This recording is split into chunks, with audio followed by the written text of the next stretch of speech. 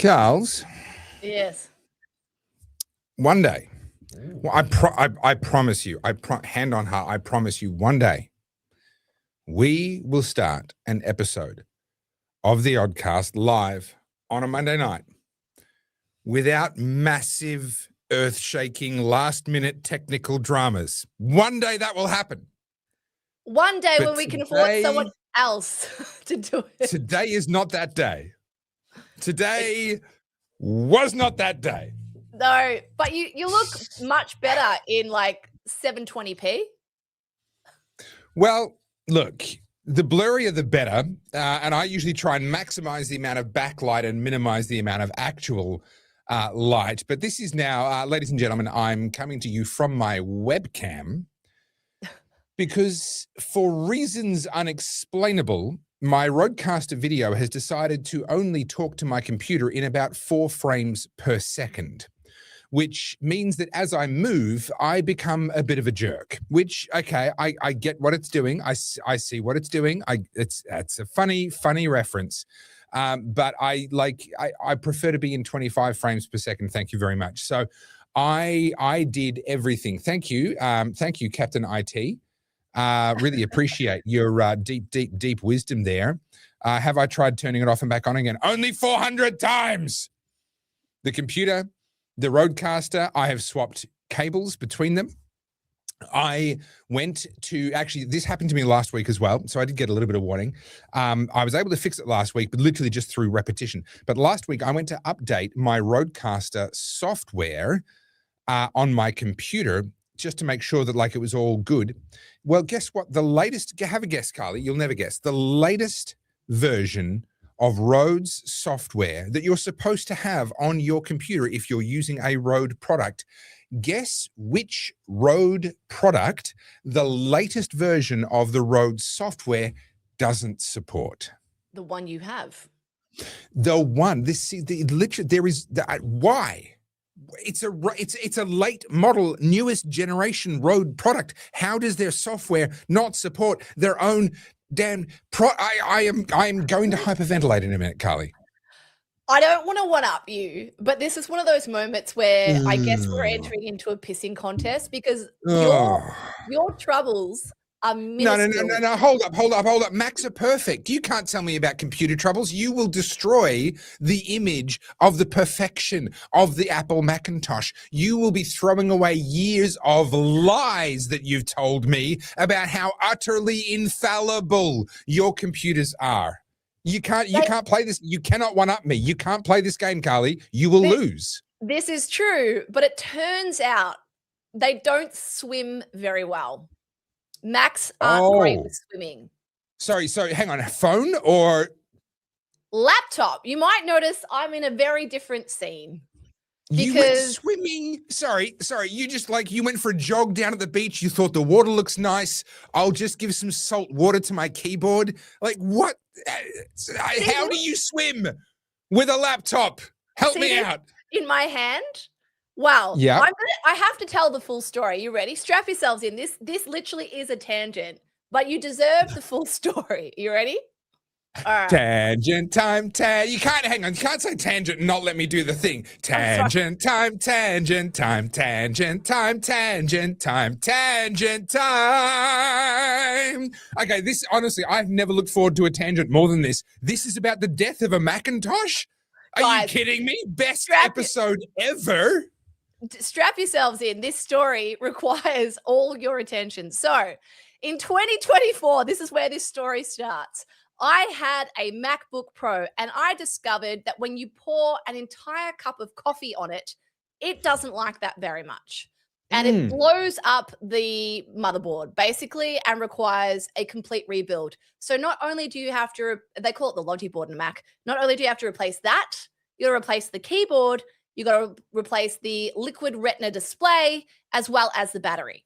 Now, back when I did that in 24, that cost me just shy of $2,000. Very valuable lesson. Coffee, laptop, not good. So, funny story is I've told that story to my boyfriend many times. So much so he makes me a cup of tea every night. And when he hands it to me, I always defensively close the laptop because I'm worried. Okay. I can see a bus. There is a bus coming with G's name written on the front. Are you about to hit your boyfriend with a massive bus? Is that what's happening here? So we're sitting at the kitchen table. We've played robots and, we're setting up AI agents. And I'm like, you know what? I'm done for the night. Let's close the laptop and relocate to the couch.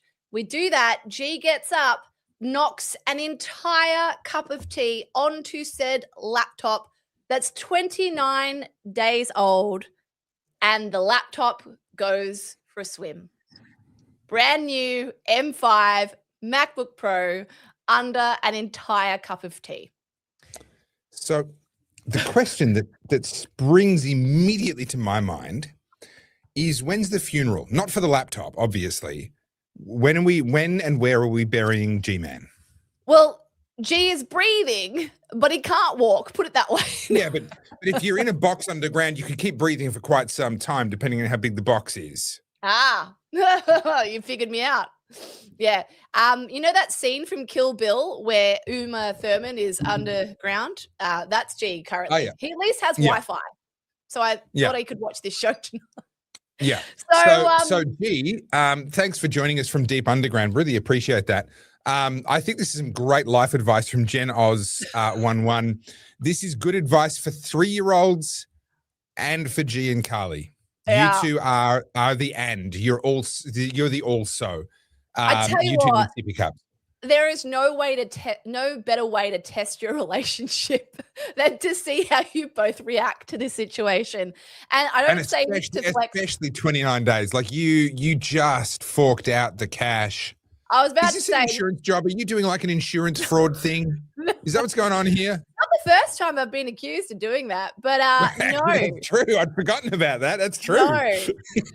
I was gutted because the other thing is too, it was so new. I hadn't really set it up properly and I hadn't backed it up or anything, but thank God it lasted for about 20 minutes before it died, enough to make sure everything was backed up. And the absolute saving grace is that I had Apple Care. So we took the Mac to Apple together. I felt like I was euthanizing a pet. That's what it felt like walking into the Apple. And then I went in there and she's taken the back off it. She takes a photo and there's more tea in there than you realize. And she gives us the bill for it. And if we didn't have Apple Care, it was $3,500 to rebuild an already $7,000 computer. It was going to be a fucking terrible day. Okay, you know what? I'm going to give that to you. You have successfully won up. Actually, no, you know what? Well played. I don't often give you props, but you not only one-upped me, you did it without destroying the honor of the Apple Computer Corporation, which I did not think you could do. I did not think that there was an angle that would achieve both of those things, but you've done it. Well, to be fair, I'm now running this entire setup off my little Mac Mini, my little robot computer, and it's doing a great job. But I will say this, guys, if you buy anything from Apple, get Apple Care, because instead of $3,500, it's $390, which is much more palatable. If you buy anything from Apple, get your head read, but also don't take it swimming. Swim. Not for computer. Oh. Yes? I tell you what, if your relationship can survive that, we can go through anything. Poor G. He feels terrible. I can only imagine the poor bloke. He's genuinely such a lovely bloke. He will be lying in bed awake for probably 20 years, reliving that exact moment as the tea began to spill. I don't even know how he did it, to be honest. I don't even know how he didn't like do that. I think he just collected it with his elbow or something. I don't know. But let's be honest. You probably did it. You've just been blaming it on him just because it's like leverage. That's, he didn't see what happened. You did it. And you're like, oh, I'll blame it on you. The worst thing was, like, when you see things in slow-mo, by the time I registered that there was tea on my laptop, I already knew it was done. I already knew. I was like, yeah, it's already too late.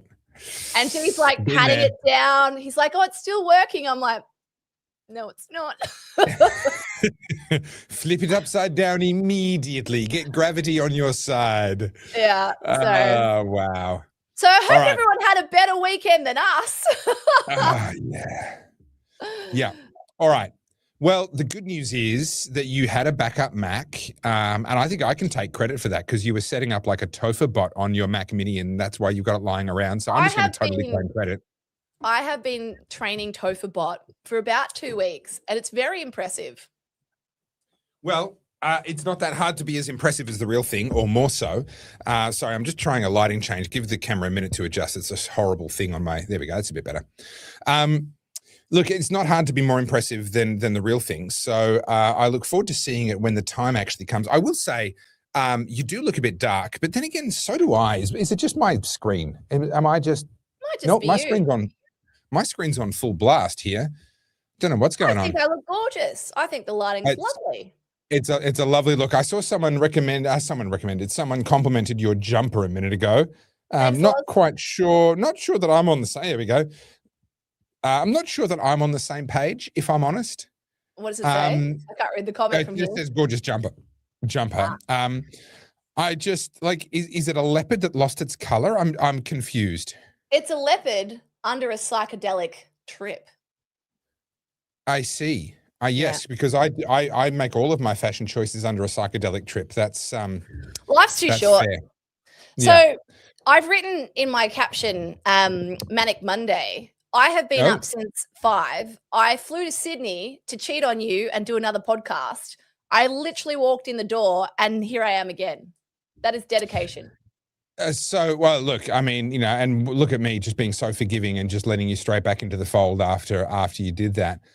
You didn't even actually tell me who you were cheating on me with. Can I get just so I can learn and maybe improve?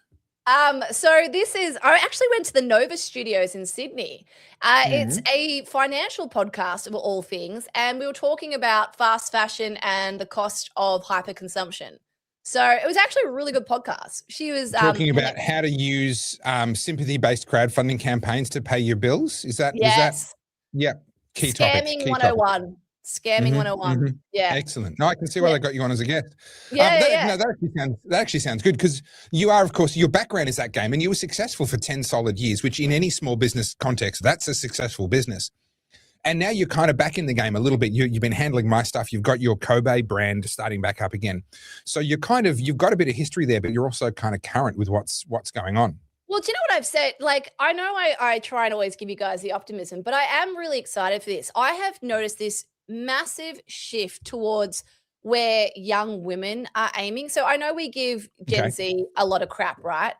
But the cultural shift is away from this Instagram life, and they're coming a lot more across to status is done, right? Wearing your labels, having all the things. Status has been so commodified that it's no longer relevant. The new status is being intellectual. The new status is education. I don't mean higher education. I mean being able to have conversations like this that you would have at a dinner party. And I'm seeing so much because, I keep my finger on the pulse. So much content come out from the young ones saying, this is the book I'm reading. I'm really excited to learn this new thing. I'm done playing small. And I'm like, when did this happen? This is wonderful. And so much so, I've got a really good news story, but I'll share it later. Okay. All I wanted to sort of do was bounce that back to you and agree. We've been talking for a little while, and literally, you and I were talking, just between each other for years before we started the podcast about the fact that the future is actually going to be really kind to us. We're in this moment of massive cultural shift, and you and I, I've been talking about it for, before I even met you, but you and I have talked about it.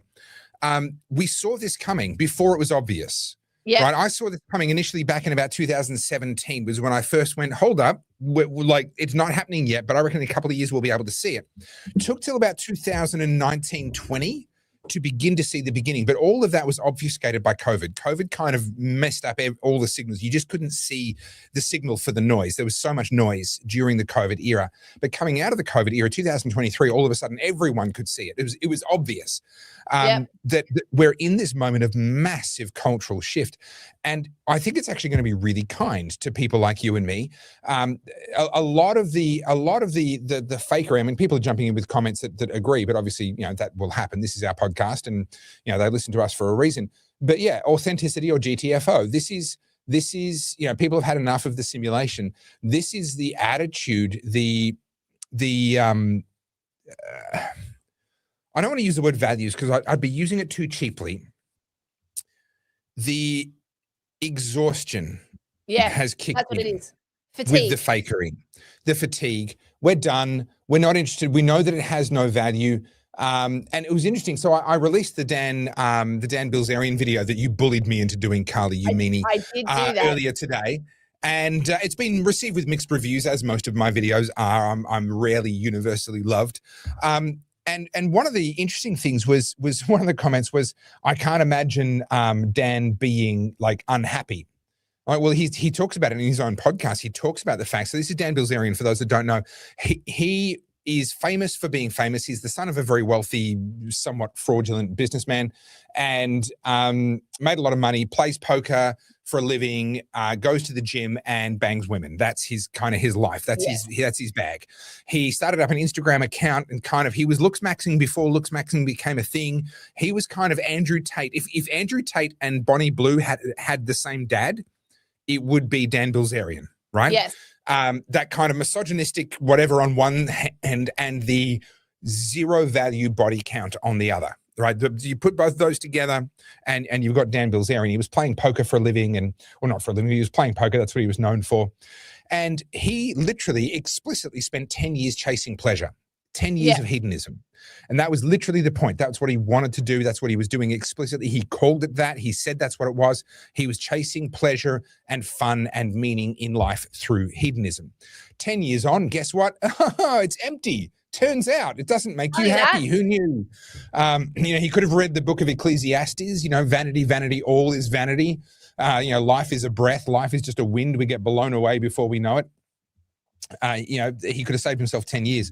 But it's just interesting to sort of have these comments come back. And, people have chipped me on various aspects of the video, but this guy coming back, I can't imagine him being unhappy. Well, actually, the funny thing is that comment is the exception.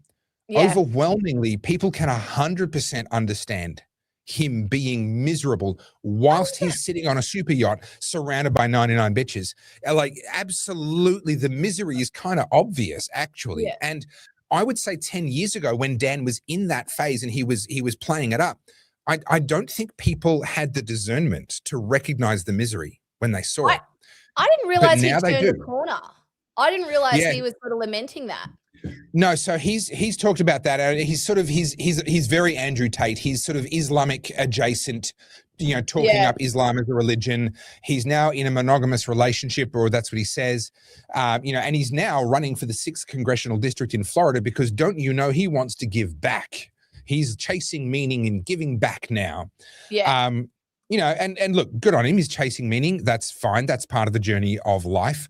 But maybe stay away from power for a while. Having 17 million followers on Instagram, as he did back in his peak, probably doesn't automatically mean that you understand economics and economic policy and that sort of thing. Let's maybe just cool your jet on that front. The upside for him, though, is all his dirty laundry is already out there, so they can't do anything to get him. Do you know what I mean? Like, we already know. It's a little bit like Donald Trump. Donald Trump, by his 3rd election, it's like, what are they going to say? They've already said all of the things. Yeah, it's like, you've called him everything, and he's done everything. So So this is a good point by Zedar Hardy. Politics, what a convenient time to find God. Absolutely, especially in America. But here's the thing: I think audiences, the public, are becoming more sophisticated. And this is the analogy I use all the time. Apologies for those that have heard it before.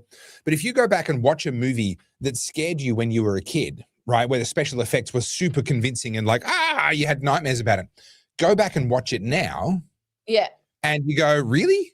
That was convincing to me back then? Well, 2 things have changed. Number 1, you've gotten older and you get more discernment as you get older. Number 2, you've seen better special effects since. You've seen better. And therefore, the fakery is more obvious. The older, earlier technology and special effects is more obvious to you. And the same is true culturally. People were deceived by the Instagram influencer's perfect life early on. Now we see through it. The picture is the same, but our perspective of it is very, very different now. And so someone going, oh, I'm going to run for politics. Oh, I found God. That's a really transparent manipulation is what it is. Yeah. And maybe 20 years ago, 30 years ago, 40 years ago, maybe that was convincing. Today, I don't think it is. People, I think, are much more discerning now. I'm trying to pull this article up. I saw it on, I thought it was the Herald Sun. And because this is a new computer, I've got to log into everything all of a sudden. But so I'll share this as a good news story because we always get into the bad stuff. Sorry, I've just got to log in. So just so you guys know, my camera's here, my computer's here. So if I'm doing this, it's because I'm looking at my computer. But I saw this today. This was a Gen Z girl. So if it lets me see the story. Oh, come on, Herald Sun. It's called Teens Celebrity-Backed Manners Campaign Tackles Rudeness. Now, one thing you and I are very accustomed to on the internet is copying nasty comments from people. Yeah, people wanting to have their say. Sure. Yeah. And it's sort of gotten to a point where I think because there's a screen between us and them, they don't care about the consequences of that. And it's almost like you can handle it, you're on the internet. And this story came out from this young girl today talking about how she's recognizing in her peers that they're incredibly rude. They don't have any manners. Yeah. And it's the Daily Telegraph, so it's not going to let me see it. That's great. Yeah. But essentially, she is starting a social media campaign, how after COVID lockdowns and social media have affected student behavior, this Sydney teenager has launched a campaign to lift manners among young people. And I thought, what an amazing initiative. She's doing the parenting that they should have had. And she's a teenager herself. Yeah. Yeah. And it's funny. It's, these things have a way of self-correcting. Every culture breeds its own counterculture, blah, blah. We've talked about all of that before. There are well-ingrained youth cultures now built around disrespect, built around ego, built around pumping yourself up and tearing others down. And by the very nature of human nature, that is going to breed a counterculture. Now, I'm not saying necessarily that's going to be a dominant counterculture. I'm not necessarily saying that counterculture is going to be bigger, but I'm saying that there will be within that same generation a counterculture, and within the generation, one generation younger, there will be a counterculture. In the same way that, right now people are dressing however they want, but there's a counterculture of people, particularly that follow Jordan Peterson. They're dressing in three-piece suits and, looking sharp and all the rest of it. That counterculture becomes desirable specifically because the culture is what it is. Yeah. And if the culture celebrates crassness and rudeness and ego, etc., then you will find that there's going to be a counterculture that says, actually, we're going to value respect and deference and building rather than destroying. So I think it's really good to see. It is really good to see. And it's interesting because I know I've said this before, but all this discussion around, chicken in the noodle aisle stuff and just basic decency, caring for what you have, caring for where you live, just showing like that small amount of consideration to something other than yourself, moving away from this self-centric hedonistic lifestyle that everyone's sort of embraced. And people are recognizing, wow, there's a lot of reward in that. This is very healthy for your self-esteem to be a part of something more. And I think, this counterculture is really starting to pick up speed. I saw like little sparks of it over the last couple of months, but I saw that article today and I went, wow, like what an amazing initiative. She could be talking about starting an OnlyFans. Instead, she wants to educate her peers on having better manners. Like, guys, we're winning. All right. Just a question for you, Carly. Do your little Mac Mini that you're using now, does that come with like buttons that play music? Because remember, like you had the buttons upstairs in the studio that would play sound effects and stuff. Let's try. I forgot. Hang on. I doubt it.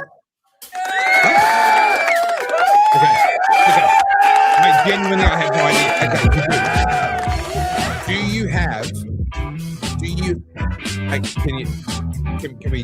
Can I talk? Yeah. Or are you just going to listen to this? Can you hear that? I can hear that. I can't hear There it. we go. Okay. Do you have some boom chicka bow wow type music? Let me check. I just discovered I can use the sound effects. Copyright strike incoming, says Tortle. Yep. Way too loud for us with headphones, says Miles. Yes. All right. Listen. The applause will do. The applause will do. I was hoping for some good stripper music, but I'll have to just go with the applause and take my jacket off to the sound of a bit of applause. I'll have to load them up. I forgot I had those. I was gonna be stripping off, but I just had to do it to the sound of applause instead. You know that right said Fred, I'm too sexy for my shirt. I can sing it for you. Yes. Maybe don't. I mean, that's, if there's anything worse than me singing Tangent Time, it's me singing right said Fred. That'd be probably on the list. Yeah, it'd be up there. So lots of things happening in the news, but it has been somewhat of a slower week. There's small things happening, but it's nice to know that World War III hasn't arrived. I mean, I can't keep up. Is it straight open or is it closed? I don't know what it's look, someone posted to social media, you know, like the old Looney Tunes cartoons where they would have rabbit season open. And it's like a piece of paper up on a tree, and then the rabbit would tear it down and it'd say closed, and then the hunter would tear it down and say open, closed, open, closed. It's a little bit like that. Straits of Hormuz, open, closed, open, closed, open, closed. What's interesting, I'll double check now, but what's really interesting, so the oil markets are open again today, and I was really curious to see what they were going to do in response to the Iranian announcement that they were closed. Now, I got my timing. I did a post late last week saying I'm weirded out by the fact that the markets aren't climbing more than what they are. What do you think's going on? And people pointed out that actually I had got my timing wrong, and the market had actually already closed, which does explain that one, obviously. So that's on me.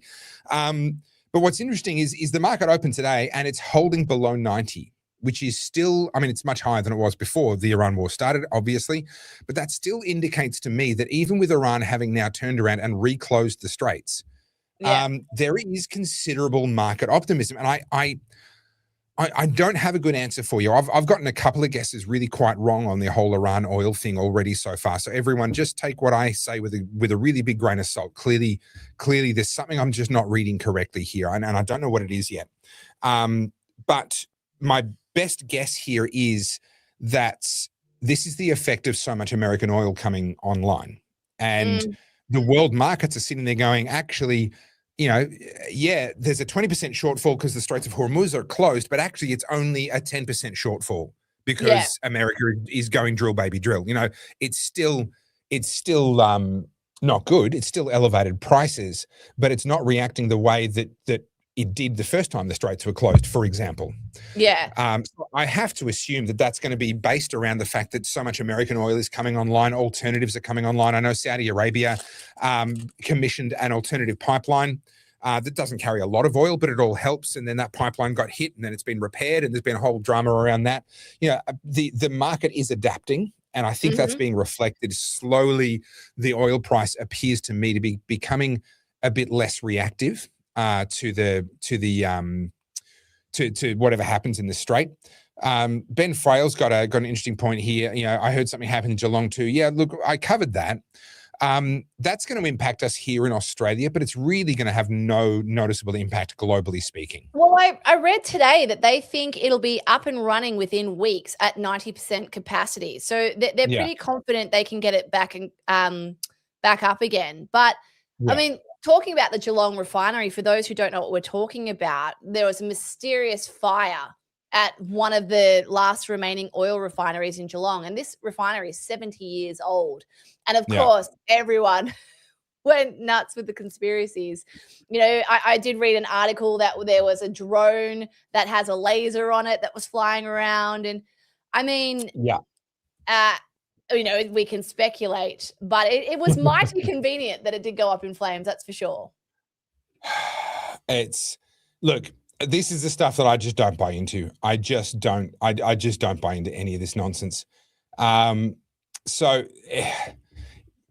the drone, I saw the map of where it flew, because when it comes to this sort of nonsense, sometimes I just let it pass me by. I'm like, yeah, whatever. Okay. You know, Alex Jones is talking about lizard people again. You know what? I'm not going to spend any time on this. Other times I'm like, I don't want to, but fine, I will have a look because I have to at least know what I'm talking about. I have to have at least had a good look at it and given it a chance. And so there was this list of these data points, this tracking data from the flight radar apps, and someone had mapped that. And from what I saw on the map, it never went over land anywhere near Melbourne or Geelong. It stayed out over Bass Strait. Now, I was reading the locations and I was looking at the map, and I was kind of like, the locations make it sound like it's a lot more overland. The written names of the locations, but I couldn't tell if that was someone's annotation or if that was some part of the official, whatever. And then life moved on and I haven't been able to go back to it. But here's the reality. That same facility has had, I believe, one fire, one gas leak, and one other shutdown in just the last 2 years or so, right? It's a 65, 70-year-old factory. Yeah. Now, it did have a refurbishment in 2025, which did update a bunch of things and should have helped to reduce the likelihood of things going wrong. But one of the funny things about changes, including refurbishments and updates, is that you can introduce problems. And so the idea that this plant should be sitting there operating at 105% or whatever it was operating at was a very, very high percentage. And not have issues when they already had issues in the past. Well, I think that's a bit far-fetched. We can't automatically say that this is some sort of an attack. But my mind also went immediately back to the Coode Island fires. Now, I don't know where you would have been in 1991. Were you in Australia? No, you're in Japan. Okay. So you probably won't remember this one then. I remember it well because I could see the fire. Like 3. Yeah. Well, I'm an old fogey compared to you. I couldn't see the fire. I could see the smoke from my house. I could get up on the roof of the garage behind my house, and me and my brothers could stand up there and look at the smoke from the Coode Island fires. Coode Island is a chemical processing plant that you could see on the right-hand side as you drove away from the city over the Westgate Bridge. I remember seeing it there in where all the shipyards are now. And there might actually still be some of it there. I'm not even sure. Actually, I haven't looked in a long time, but it used to be very prominent. You'd have all these massive, multi-story high steel tanks. And there was a fire. There was an explosion and there was a fire. And I believe no one was killed, but a couple of firefighters were injured, I believe, if my memory serves me correctly, in that particular incident.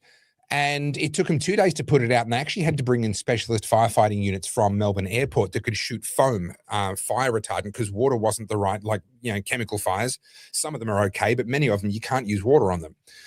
You'll just literally just spread the fire or actually create an explosion. So they had to bring in specialist firefighting units from Melbourne Airport to go and fight this fire, and they put it out at the end of 2 days. And what had happened, they did a full investigation. And what they deduced was that the fire was ignited by a thing called St. Elmo's fire. Now, this is essentially electrical discharge. This is what happens when, a change in the weather happens, and now all of a sudden there's a mismatch between the Earth's electromagnetic activity and the atmosphere's electromagnetic activity, and it tries to balance itself out. That's what lightning is. All right. Mm-hmm. You've got too much of a difference in charge, and then something happens and it's able to discharge. St. Elmo's fire is kind of like it's the Temu version of lightning. It's the lightning you get when you bought your lightning from Temu. It's kind of just this slow trickling discharge, and it can look really pretty. It can be quite spectacular to look at. Sailors would be familiar with it. Anyone who goes out on boats with a mast at night. Pilots are quite familiar with it. It often happens around aircraft traveling under certain conditions. And anyone that works on tall, spiky metal things like power poles, talking the high tension ones, up the top of skyscrapers, all of these types of structures specifically have grounding rods and ways of dealing with lightning and with St. Elmo's fire. What they believe happened, because a storm blew through right over the top of Coode Island earlier that day, was that there was a buildup of a certain electrical charge. And then after the storm came through, there was another sort of change that came through that changed the electrical activity in the atmosphere and generated a lot of potential in the electrical difference. And they had St. Elmo's fire going on up around the peaks of these really tall metal tanks. And at some point, somehow, that ignited some vapor in one of the chemical tanks. And made just a huge explosion, blew out one of the tanks. It's a huge fire, a spectacular fire that, like I said, took 2 days to put out and ages to clean up. That had nothing to do with lasers mounted on a drone flying over Bass Strait. Okay. Oh, come on. That story was more fun. So I'm just gonna go with, let's cool our jets a little bit on the conspiracy theories. Yeah. And say that maybe a 70-year-old industrial plant had an industrial accident whilst running over its nominal capacity, trying to make up for a global supply chain shock. Maybe we can allow that to be what's happened here. Yeah, look, and the issue is like when it comes to stuff like this, because everyone's so skeptical and everyone's always looking for that hidden piece, right? They know there's something wrong. When something like Yeah. this happens, like all reason goes out the building anyway.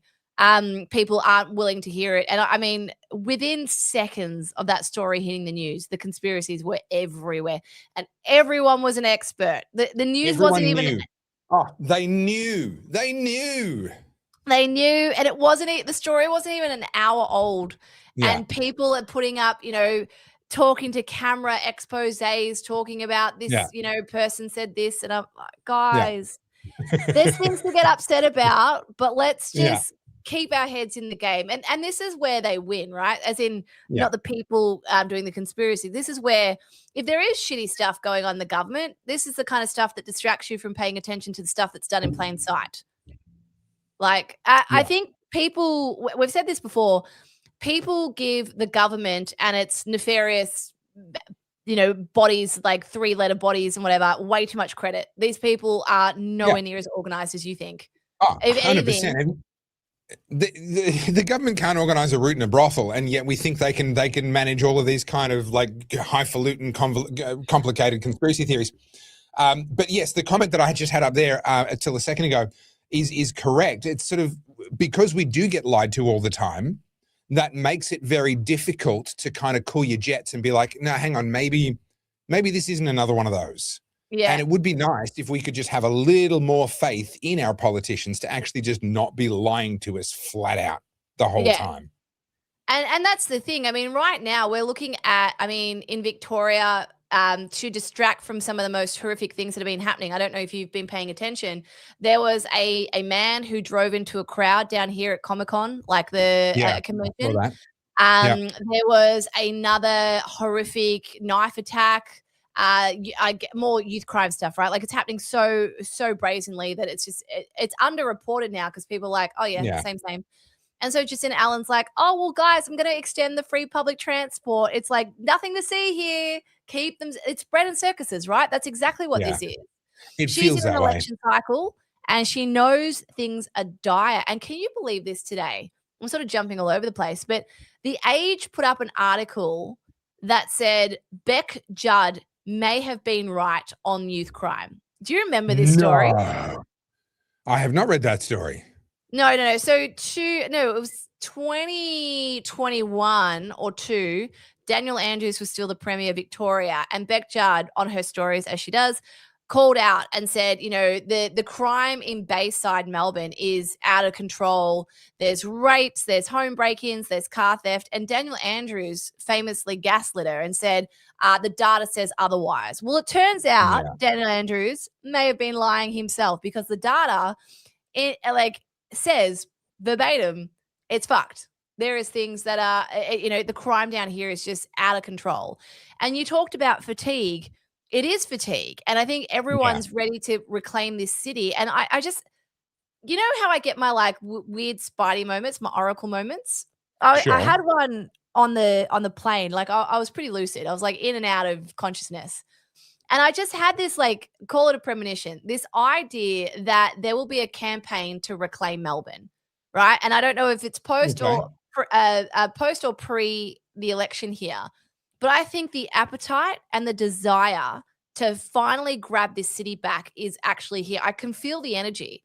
People are done. They are so fatigued with the nonsense, with the crap. People just want to get on with it. And I think that momentum is big part of why we're seeing One Nation rise in the polls. It's not, yes, immigration's part of it, but I think a lot of it's people like, I just want to get back to normal, which, I'm sorry, but I need to bring your attention to something. Do you know how last week you and I were like, do you remember that? Sorry, I was pulling up another tab. I didn't have you on my screen. Can you please redo the physical? We were doing that. Yeah, okay, yeah. Yeah. We butted. I mean, it was pretty mild, honestly. We haven't had a proper argument yet, but yes, we butted heads. So I want to share this with you. Okay, sorry. Let me bring the Let me just make some weird noises. The teleprompter that I'm looking through, my camera's behind the teleprompter. It's only like it's tiny. It's less than 10 inches, I think. So I'm Okay. What? Present. Let's have a look. See here at some Instagrammings. Let's have a look. Can you see that? Add that to the stage. You can see that. All right. I can see that. Oh, hang on. I've got to allow something. Yes, that's allowed. Great. Okay. All right. Ready? I can't see what you're looking at. Hang on. I'm gonna need to get a bigger screen. All right. You ready?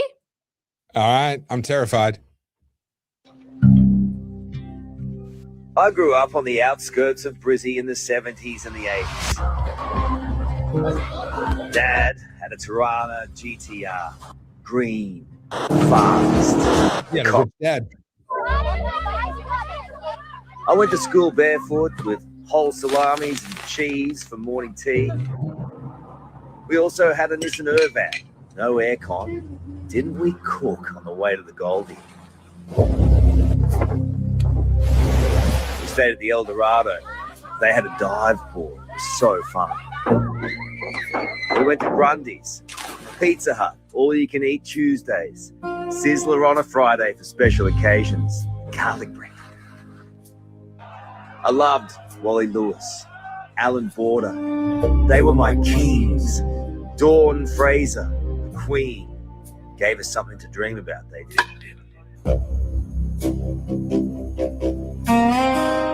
I went mustering in far north Queensland, fished for barra, caught crocs, went out on my BMX bike with mates for days before Mum got worried. Got chased by chooks, pegged rocks across creeks. Bliss. I love our farmers. I love the hard work, the smell of the country, the dawn and the dusk over red dirt, the first cold beer when it's hot. Can you taste it? All right, we get it. Is there a point? Hey? We get it. Is there a point? The point is, what did I say to you last week that was important that all of the MPs were missing? Sure. What did I say? Good on Carl. This is good marketing for him. Like, notice his set. Like, notice all the podcast bros now. They're going for a set that kind of resembles the background of Joe Rogan. So you know how Joe Rogan has the two sides to his set. He's got the side that he sits on, which is all wood tones, wood panels, and a little bit of stuff in the background. And then his guest just sits there with a red curtain behind them, right? Yeah. Everyone's going for the behind the Joe Rogan look, the wood tones, the natural kind of thing. Even Tucker, I think, probably had one eye on that when he was designing his set, sort of the backwoods set that he's got up there wherever it is that he lives. And you look at Karl Stefanovic. Now, he moves around a bit. He interviews people, in remote locations. So not everyone's in his studio, but his studio is the same deal. They're all going for this kind of somewhat nostalgic wood tones, natural textures kind of feel with a couple of sort of Western country references, maybe a set of horns or this sort of stuff. And I think it all is playing in a little bit to this nostalgia thing that we've talked about. But whilst that might be incredibly powerful for Carl, and yes, it has meaning for you and for me, is that really what's going to move the needle for people, let's say, under 35, under 30? You were talking, the context of the conversation we had was in the context of younger people and the fact that younger people are tending to vote more left and so forth. And I just don't think that that's a play. I mean, that's a play that will work really well for him from a marketing perspective in the 40 plus and particularly in the 50 plus demographic. 100%. I agree. No, you'll get no argument from me there. I just don't think it holds. It's a little bit like boomers wanting us to get all nostalgic about Spitfires. Like, I think Spitfires are cool aircraft, but I never saw one fly with my own eyes in wartime, blah, blah, blah. Like, I'm not going to get misty-eyed the way that some kid that stood there in a farmer's field outside of London and watching the Luftwaffe fly overhead, they're going to get misty-eyed about a Spitfire in a way that I'm never going to, right? And so when you appeal to nostalgia, you have to realize what is nostalgia for the group that you're trying to appeal to. And I think at the moment, we're kind of, in terms of aiming for the demographic that you were talking about, I haven't seen anything that is actually going to move the needle on that front, in my opinion. You're right. And I agree with you. This isn't for Gen Z, but I do find it really interesting how Carl's an interesting one, right? He's literally part of the machine. He's been part of the Today Show for, gosh, what, 20 years? He's been there a while. I can't remember how long. Is he the one who wore the same suit for years just to prove a point? I don't know, to be honest. Who was it? Help me out in the comments, guys. There was a Today Show, breakfast show, something or other, male presenter who kind of was a bit annoyed about the fact that the women are expected to always be wearing something new. They kind of can't wear the same thing twice. And it was someone, I think it was him, and he literally wore the same suit. I think it had 2 pairs of pants, but he wore the same jacket and the same pairs of pants, the exact same style, just had it dry cleaned every weekend for an entire year. And then at the end of the year revealed, so people are confirming, yes, it was Carl. And I actually really kind of respect that. I think that's a kind of a cool thing to do when you're in that position. I've liked some of his stuff, and I like some of his current stuff. He's always been in the machine, but I don't know that he's necessarily a part of the machine to the degree that others are. It's more so, my point was going to be more so, it's safe now for someone who is a big part of the machine to be like, that means things have changed, right? There's no way he would have done that during COVID because the powers that be, his bosses above him, would never have let that pass. It's obviously safe for him to do this, which tells me that the things are changing, particularly at the more, what do you call it, managerial level. At the corporate level, But what I see from this, and I'm already seeing it from Gen Z, is I said this before, they are yearning for something that they don't remember. There's this chasm in them, this thing that they don't remember. And I said this on the podcast today. I was talking specifically to fashion, but I do think this relates to what we're talking about here. You and I, like, I'm 40, right? So I'm sort of like towards the end of the millennials. I think millennials stop at 92 or something. I still remember having things for a long amount of time. I still remember that we had our family TV for like 15 years. We held on to things longer. Gen Z is the first generation from the disposable generation. They didn't have anything longer than a couple of years. They were everything around Gen Z is planned obsolescence. Always upgrade the laptop, get the new phone, get the new they didn't even have iPods, I don't think. Buy the latest fast fashion. And you think about the world Gen Z grew up in, everything was disposable. So you didn't have a connection to anything. You and I still remember that you would save up your pocket money to go and buy something and be like, wow, I'm going to treat this like it's made of gold because it's so special to me. Gen Z don't need to worry about. When you and I and our parents went to buy a TV or a computer, it was like a family decision, and everyone stood around the dining table looking at this new, very expensive thing. Gen Z, you can buy a computer at Aldi and a bloody TV at Aldi now, right? And it doesn't really matter what brand it is. It's still going to be relatively good. The reason this matters is Gen Z's life has only known disposable things. And when I say they're yearning for something, they've never really had something to carry them through. Everything's always obsolete. Everything's out of date. They're trend driven. Can you imagine seeing millennials, Gen X, and to a degree, boomers, talk about this life with this level of nostalgia and pride and happiness, and Gen Z have never had a taste of it? This matters for a couple of reasons. The progressives to the far left and the fringe to the far right, very relevant to this conversation. I'm talking about the people in the middle. I think Gen Z, they've been raised on hedonism. They've been raised in a cotton wool society where, don't take any risks. We'll do it all for you.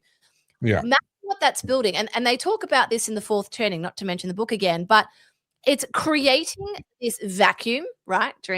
This vacuum where they're craving something they've never known. And I think they'll go out and build it. This is the first time you guys can hear it on the podcast that I'm actually going, I'm pumped for Gen Z. Like that article that I couldn't show you that was behind the paywall of that young girl who's like, no, I want to teach my peers manners. I'm like, that's it. That is them breaking out. So this video from Carl's important for a couple of reasons. It talks to the yous and the me's. I mean, Carl's from the 70s. I was born in the late 80s. But we're going to see people have their versions of this. Gen Z doesn't have that. What can they be nostalgic about? They didn't have the same TV for 20 years. They didn't have the Nintendo. They've always got the latest and greatest. They don't know anything different, right? Oh, no. They can be nostalgic about before their parents got divorced and while their dad was still a male.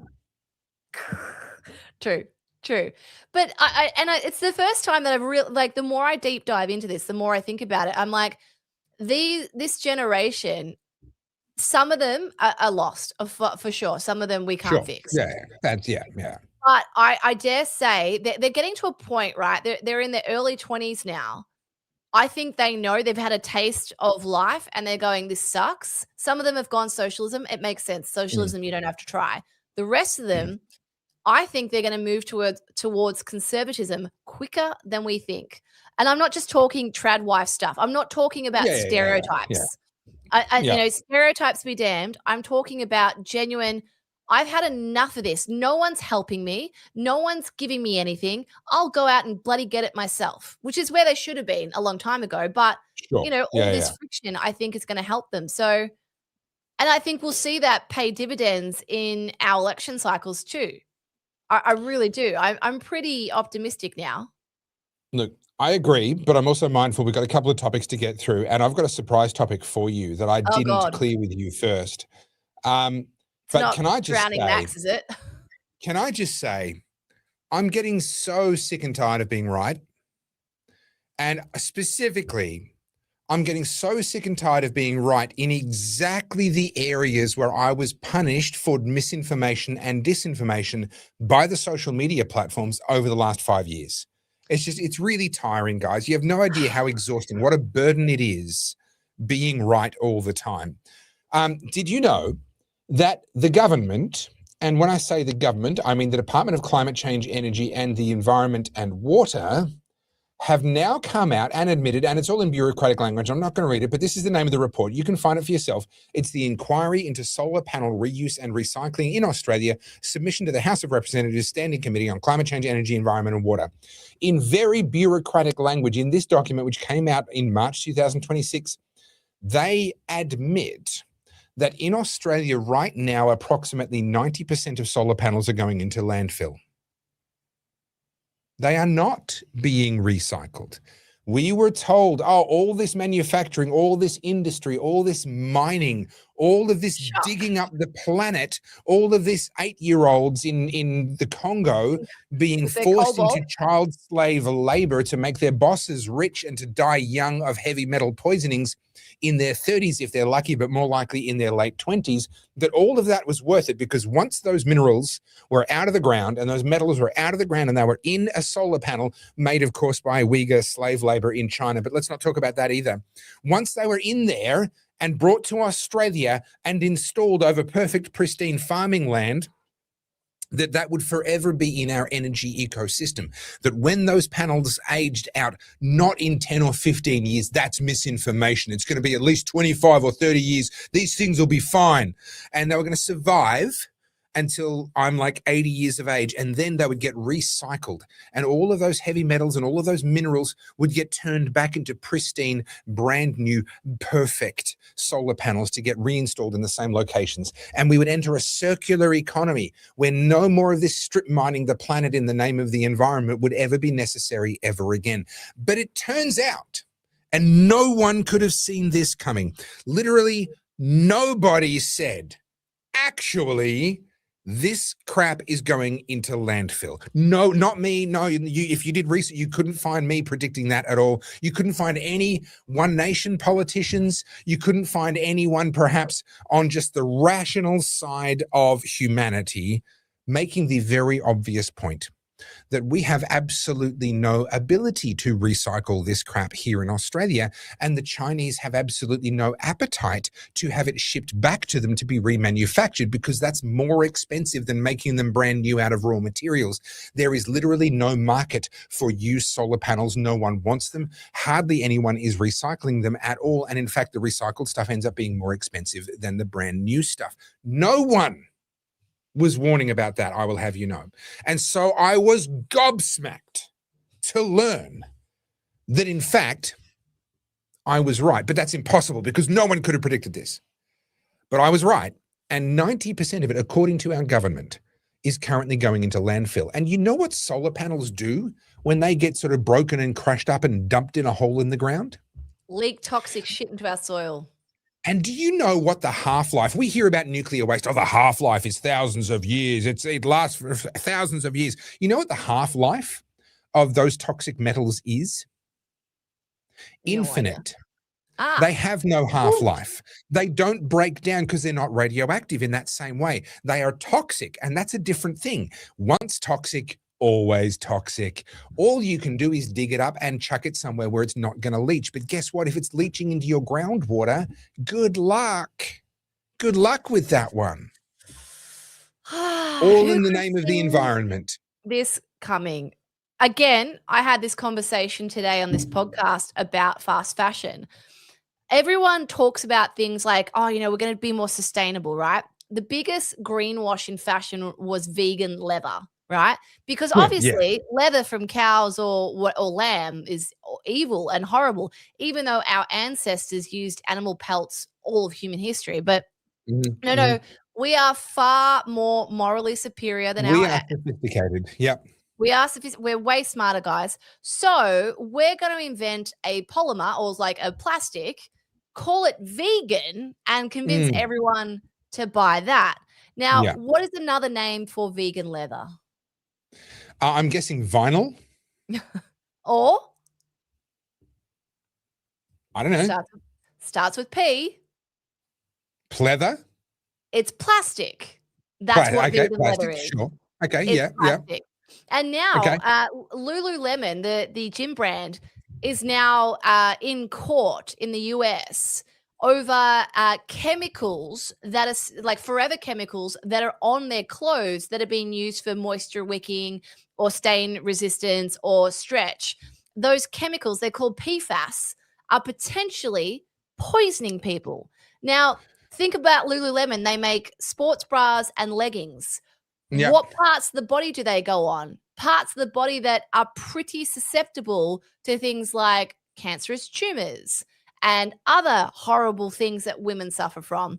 And so you've got all these different things happening all at once. The argument 10 years ago was sustainability. Buy things that, aren't animals. And that, because remember, cotton was evil for a long time because the cotton. Oh, yeah, because of the water consumption. Yeah. Right. So we've got to use more polyester. We've got to use more vegan leather. And now people are understanding that plastic is toxic for you. It could be slowly killing you and harming your reproductive system. So PFAS is the stuff that in Australia we're getting all our knickers in a knot about it because a lot of it's been used and spilled in firefighting or in firefighting training, and now it has to get dug up. And again, it's not radioactive; it's toxic. It doesn't degrade over time; it just sits there or it spreads. So yeah, it's kind of funny to me that people have been wearing that without realizing. But I just want to give comment of the night to Hanson 999. This comes from when we were talking about the fact that all these materials, vegan leather is made out of plastic, which comes from oil, which is made out of what exactly?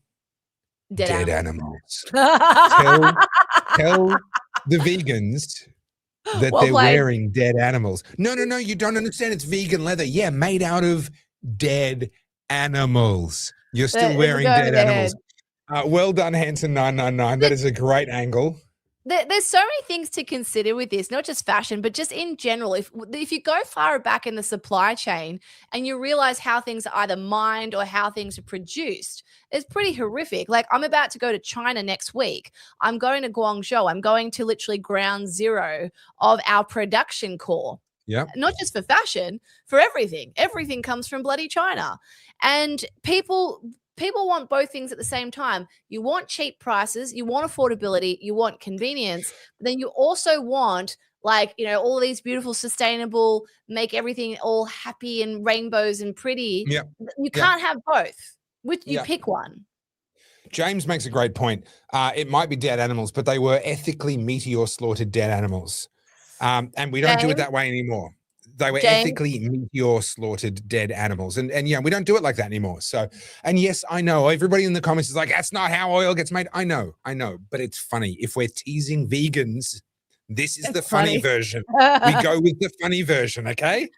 I mean, to be fair, it could be. It could be. I mean, look, most of it is algae, and a bunch of it actually is tree matter that becomes oil via coal. You're not making the story fun.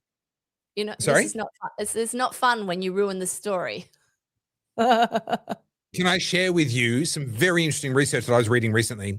Please do. That believes that actually a lot of the oil in Bass Strait is actually essentially liquefacted, whatever, there's a term for it, brown coal. So Victorian brown coal, famous, is an enormous amount of it.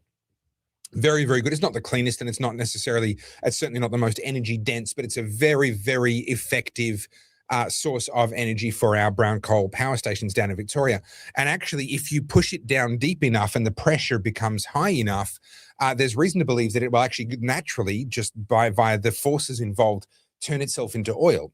And that actually a considerable amount of the oil that we can mine out of Bass Strait from the offshore oil rigs, that is essentially a self-replenishing oil field actually coming from the brown coal in Victoria, and just the sheer weight of the overburden and all of the depth of the coal at the very, very bottom layers is actually turning itself into oil. This is something this is something I didn't understand as a kid, even in school, etc. Chemistry was never my thing.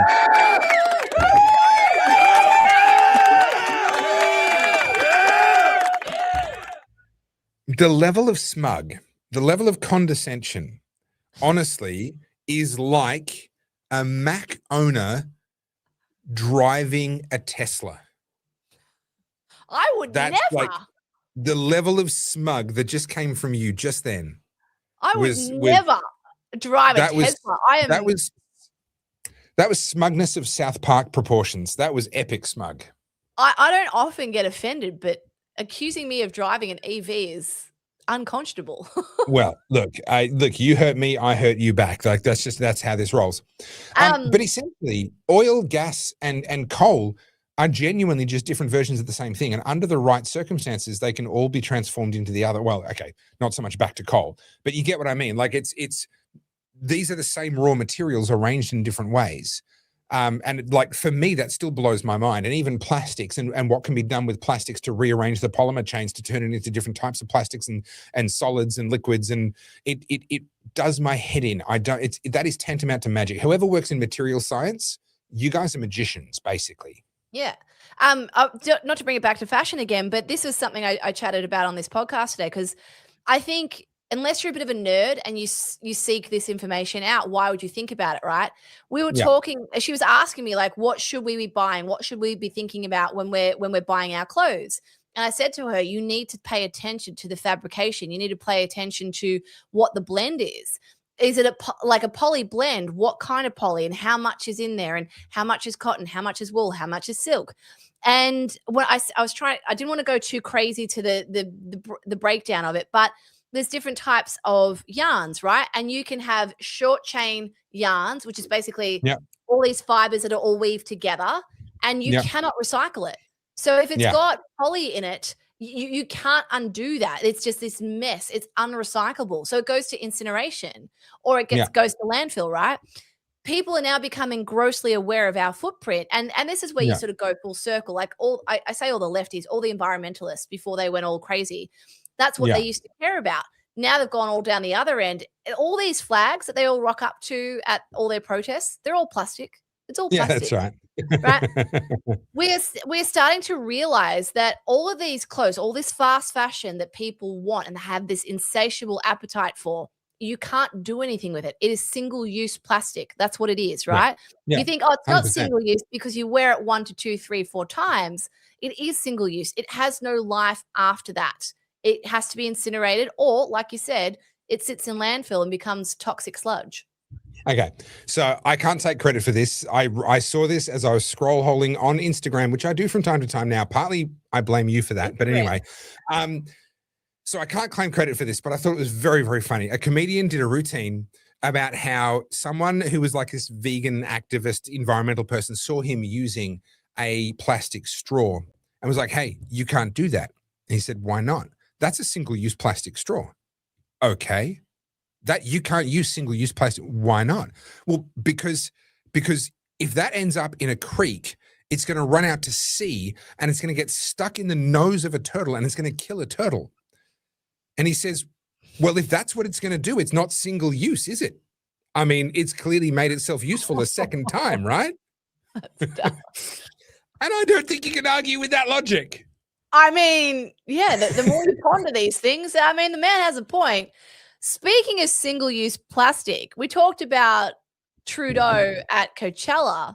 Now he's in trouble with his own people for using single-use plastic at Coachella. And for You being can never be virtuous enough. You can never be virtuous enough. Never give in to the woke mob, even if you're one of the wokies. Never give in to the woke mob. The minute you do, they have you hostage for life. What do they say? The revolution eats its own children? Yeah, the revolution always eats its own children every damn time. Do you know what's funny about the whole Justin Trudeau, Katy Perry thing? Because people, they're ripping into him online. Katy Perry's 41. Justin Trudeau's in his... Read this comment. We've got some good ones tonight. Guys, you're on fire. Everyone's like, I love it. Everyone, Amazing. you've all had your cocaine. Good to see. Excellent. You know, Justin Trudeau's in his 50s. He's dressing like a teenager and they're acting like idiots. And it's sort of like, guys, that was who was running Canada for 8 years. Yeah. Like, yeah, that's right. Oh, yeah. Oh, yeah. Great choice. Great choice. All right. So, now, we need to talk about budget. Oh, the yes. budget is coming. What else have we got for tonight? Just because I'm aware we're an hour and 10 minutes in. Well, I had some bad. No, I'm not going to share that. Oh, can I give you a good news story? Can we just? Yeah, let's stay away from the bad news tonight. I'm just not. I just can't. Not tonight. Let's stick with the good stuff. I've got a good news. I know we talk about all the politics and all the stuffs, but sometimes it's nice to just share some good stuff. So let me show you what I have been saving to my why can't I do that? There we go. You can see that. Yeah. All right. It pays attention. It pays to pay attention to the good stuff. Where are we? Where is it? Oh, hang on. It's got to go to my saved. Bloody hell! I can't see the window now. Hang on. I feel like we're on an uncontrolled tour of the back end of Carly's mind, and I am terrified of what might jump out at me at any moment. I also would be terrified, to be fair. Yeah. All right. You ready? That's some scary stuff on the screen right now. Oh, I can't play the music, but you guys can read it. We met him when she was just a puppy. She ran straight to him like she already knew him. He had just moved into a nursing home nearby. So we started visiting. That was 3 years ago now. And she still runs to him every single time. All he wanted was really beautiful. Oh, God, it gets me in the bloody feels. Not to be morbid, but the life expectancy from when you move into a nursing home is less than 1.5 years. And I reckon that dog has probably added 1.5 years or 2 years to that man's life expectancy. Oh, just God. Such a simple pleasure. Isn't it? And I just, this is the stuff. This is the human stuff that I'm like, come on, guys. We've got it in us. We've got it in us. Carly, we'll be able to do that in the metaverse. You'll be able to do that with a set of VR goggles on, and it'll be just the same. It'll be just as meaningful. And I've got one other good news for you guys. Where was it? It was down here. Are we not going to talk about the other puppies that were on display further up in your feed there? Like, we're just going to talk about that. This is Christina Aguilera, guys. Look at her. I'm not saying it. You guys can say it. If that came bouncing up to an old man who had just moved into a nursing home, if those puppies came along looking to get patted, he would probably die of a heart attack on the spot. Yeah, but anyway, I don't want to judge her. That's going to age about as well as Pamela Anderson did for a while there. I don't want to dunk on her because I hate dunking on women, but it makes me so sad that's what Hollywood does to them. Do you know what I mean? She's a freaking talented singer. She's phenomenal. She didn't even do that herself. Yeah, anyway. I suspect, Chubby Corella, that plastic's going to get used multiple times. Just to be fair, it's probably not single use. All right, I've got two more good ones for you. They're short, but they're good. All right, surely you guys saw this one. I don't think I can play the music. I'll try. All right, ready? Taking the roof racks off. It's systematic. Will reduce the weight. Hydromatic. Guess what? Saves money as well. Why'd you grease the lightning? Every little bit. And then it goes to, I can't play the song, obviously. Get out the way. Get out the way, bitch. Get out. How good. I love it. And you know, for that video, they were simulating the pneumatic suspension. They just had some dudes pushing down on the boot out of shot, just giving it a bit of bounce, you know? I love it. I love Aussies. I fucking love it. I love it. Nothing so will good. replace Aussie humor. All right. But last good one. This is actually in the States. And this is the stuff that gets me all smooshy. And that never happens, guys. So embrace it while we're here. All right. You ready? Here we go.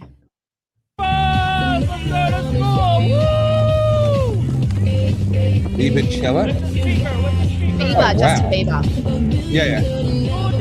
School day, Bieber-Cella. Are all those kids just joining? So they're all on their way to school. It's called Bike Bus. So the adult at the front drives around the I get neighborhood. that. Yeah. I know, I get that. Thank you. That's cool. Plays music and they all ride the bus to school. Isn't that cute? Come on. That is bloody cute. Carls, What? the reason why I wasn't commenting on that, I was trying to see what else was going on. This happens up where I live now. Does it? Right. This is Yeah, only bike weird to you. This is only weird to you because you've been crazy enough to stay in a capital city. Capital cities in Australia suck. The real Australia still exists. It's just not in Melbourne, Sydney, or Brisbane. I saw that and I was like, that's freaking amazing. Like humans, when we want to be awesome, we can be bloody awesome. Okay, so can I tell you something? So Please do. I was trying to homeschool my kids. Life got complicated and hard, and we ended up putting them into school. But we found a school that we're pretty happy with. It's not a private school, but it's a pretty good one. It's a good school, and my son will finish up school, and on one particular day of the week, he and a bunch of his classmates will walk. It's, I don't know, half a K, something like that, with the chaplain from the school down to a local coffee shop. And board games come out. The coffee shop's got a cupboard full of board games, and board games and dice games and this games and that games all come out, and the kids have a riot of a time playing games with each other until about 5:30 at night, when parents come and pick them up. As you know, I go and pick up the kids sometimes on a Friday or what have you, and there's the cycling school bus over there. There's a walking school bus going that way. There's the kids going off to the board game club. You know, like that world still exists. It just doesn't exist in the cities anymore. You'd be hard pressed. I can't say it's not there, but you'd be hard pressed to find that in Melbourne, Sydney, or Brisbane. The level of trust now is so low within society, where we have to be, unfortunately, so protective and so insular and so careful of our kids now. But out here, there are people that know my name and my kids' name, and I swear I've never seen them before. Yeah. Right. Like now in my case, maybe they see me online, whatever. But if Winston was arcing up and doing something that he shouldn't do, they would pull him up and they would tell me. If someone else was doing something to him that they shouldn't do, they would protect him and tell me. Right. And there's just that community policing. We talk about this, the peer policing. You've got a term for it. Digital lateral surveillance. Yeah, lateral surveillance. So it doesn't have to be digital, but lateral surveillance. That's actually a really positive phenomenon when you live in a healthy village, when you live in a healthy community of people, where parents are looking out for each other, looking out for each other's kids, all of that stuff. And I think it becomes really toxic in high population density environments, and the internet, of course, being the highest population density of all. Every single person lives on exactly the same piece of real estate. But in country towns, it's actually still a really healthy thing. It is just community at work. It still exists. Yeah, and look, I think, like I said, there is definitely a shift towards that. Like where we're living right now, I think I mentioned this when we moved here. I was so taken aback by how friendly everyone was. I just came from a snooty private estate full of McMansions that looks pretty. And I think I said this to you guys. It was weird. It gave me Stepford Wives vibes. Like we never saw anyone. And it had like this big, beautiful lake and all these McMansions around it. And I'm sort of looking around going, no one says hi. I met one neighbor once. That was it. Sure. Moved here, and people, like we're at the we'll be out the front, doing the gardening or whatever. Everyone would stop. Hey, going. Oh, nice day for it. Yeah. Hey, yeah. I'm like, and I know it sounds bizarre, but it's foreign to me. I haven't had that for a really long time. Yeah. Last time I had that was when I was living in Geelong. Yeah, but it does still exist. So just move out of the city, move to Albury. Come on, you know you want to. I will not. You know you want to. I need that meteor to just put a crater next to Albury that fills up with water, and then. Yeah, we have that. It's called the Hume Weir. It's quite large. You can definitely swim in it. All right. I'll get bitten by a yabby. If we can't vote this communist government out, then how do we save our nation from corrupt globalist elites? This is a good question. And this cuts to the heart of, I've been having an existential crisis for the last 3 weeks, as you know, Carly, because you've got a ringside seat to my existential crisis. But I've been working through some stuff and really asking myself, why do I do what I do, and why does it matter, and what actually am I about, and what am I not? Because I've had clarity, and you and I have clashed a few times. You'll come to me and say, hey, you should talk about this culture war thing. There's this feud going on, or this person has said that thing, and that's really interesting in light of what they used to say. And I'm kind of like, no, I don't want to talk about any of that crap. Topher fights me on all my suggestions. I do. I do. Genuinely. But why? Like, it's so crystal clear to me in my mind. Like, this is a yes, that's a no. I do want to talk about this, and I don't want to talk about that. But why? What's the internal logic? Because that's not a conscious decision that I'm making. I just know. And I finally had a breakthrough this weekend and kind of went, ding, I get it now. I understand why I hold these positions that I hold. But what's interesting for me is that little epiphany that I had has helped me a lot with this question here. The question of global elites. So there are some people that are obsessed with whether it's the Jews, whether it's the Jesuits, whether it's the Club of Rome, whether it's the lizard people. They've got their shibboleth. They've got their group of bad people that are trying to destroy the world. And I've never been interested. I copped a bunch of hate today on one of my videos on YouTube. People being like, oh, Topher never talks about the Jews. I'm like, yeah, because they don't run my country. Oh, but they do from backroom. They have backroom meetings. Don't you know they're meeting all the time? Yeah, okay, let them meet. What matters is what becomes policy, right? Whether it's the World Economic Forum and Klaus Schwab, whether it's the Club of Rome, whether it's the Jews, whether it's whatever enemy you want to invent in your mind, and whether they're real or imaginary, I actually don't care.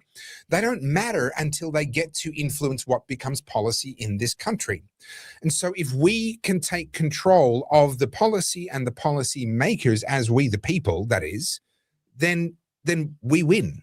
They don't, right? There is a even all the UN treaties.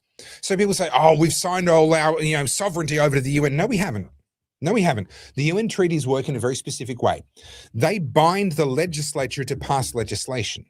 That's what they do. They actually have no binding effect on the people, none whatsoever. They bind the government. They bind the government of the day and the people that agreed to it to passing or trying to pass legislation, to handing in reports and these sorts of things. They're not actually binding directly on Australia and Australians. And so if we can take control of the policy that gets written in this country, of the laws that get passed in this country, then the global elites can do whatever the heck they want. It doesn't matter. The lizard people can go and lizard all they like. If they can't pass any legislation here in Australia, then we don't have to care, right? So if we can't vote the communist government out, then how do we save our nation from corrupt globalist elites? We have to vote our corrupt communist government out. That is the mechanism. That is how it works. And people say, "Oh, but it's rigged, etc." No, I don't believe it is. I think South Australia, the One Nation success in South Australia, proves that. Yes, okay, it was an overwhelming Labor victory. Granted, we all knew that was going to happen. That was completely expected. But the fact that One Nation are able to rise, that their rise is able to translate into actual seats in Parliament, that what all of the naysayers said to me about how I don't know anything, you don't know anything about the electoral system, don't you know they count two-party preferred? Don't you know I've been through this a million times already? I've had 1,000 of these conversations with idiots like you just this week.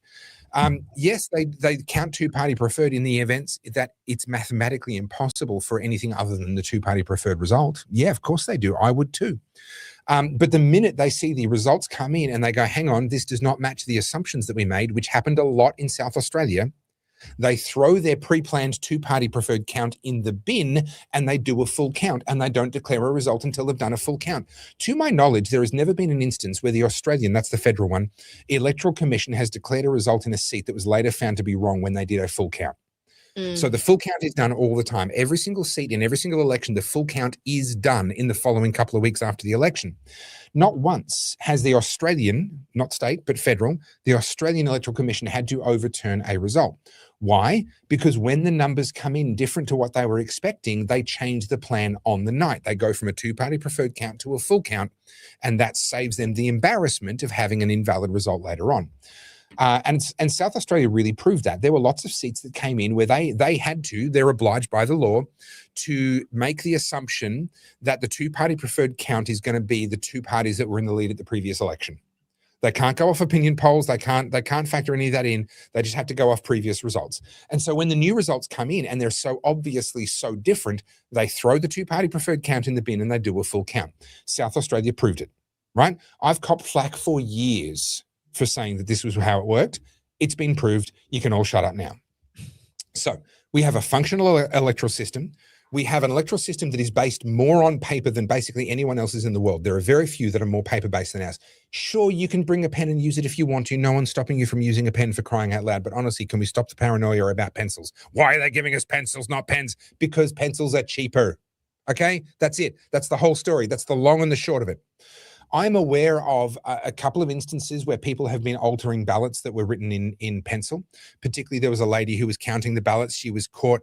What would happen is if she saw that they'd voted number one for the party that she didn't want to win, she had a nib of a grey lead pencil stuck underneath one of her long fingernails, and she would carefully add the down and across to turn the 1 into a 4. So the ballot all of a sudden had no 1 on it, and it had a 2, a 3, and 2 4s. That's an invalid ballot.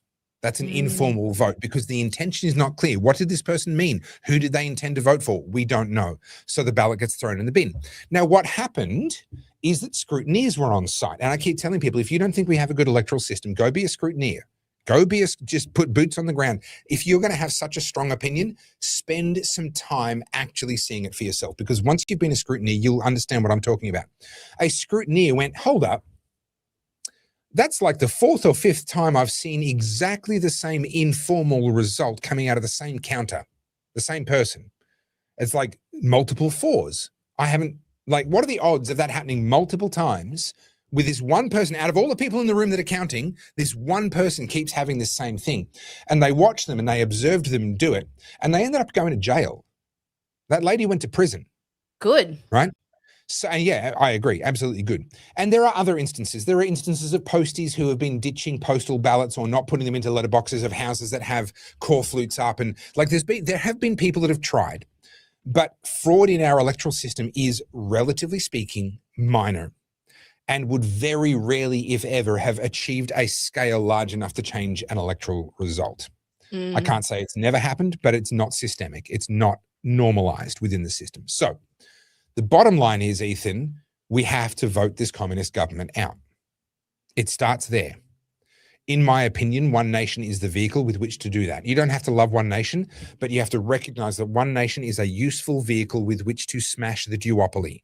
this uni party, this It's liberal also Labor thing. the best we've got right now, you know? It is the best. Well, I mean, I would personally argue the libertarians are better, but actually from an institutional capacity point of view, they're even behind One Nation. So they're even further away from ever being ready to govern. So no, One Nation are the only game in town right now. For the next federal election, it's One Nation that we need to get up to the point that either they can take government or they can form a coalition government with the Liberals, as the case may be. We have to break the stranglehold of the duopoly. That's step one.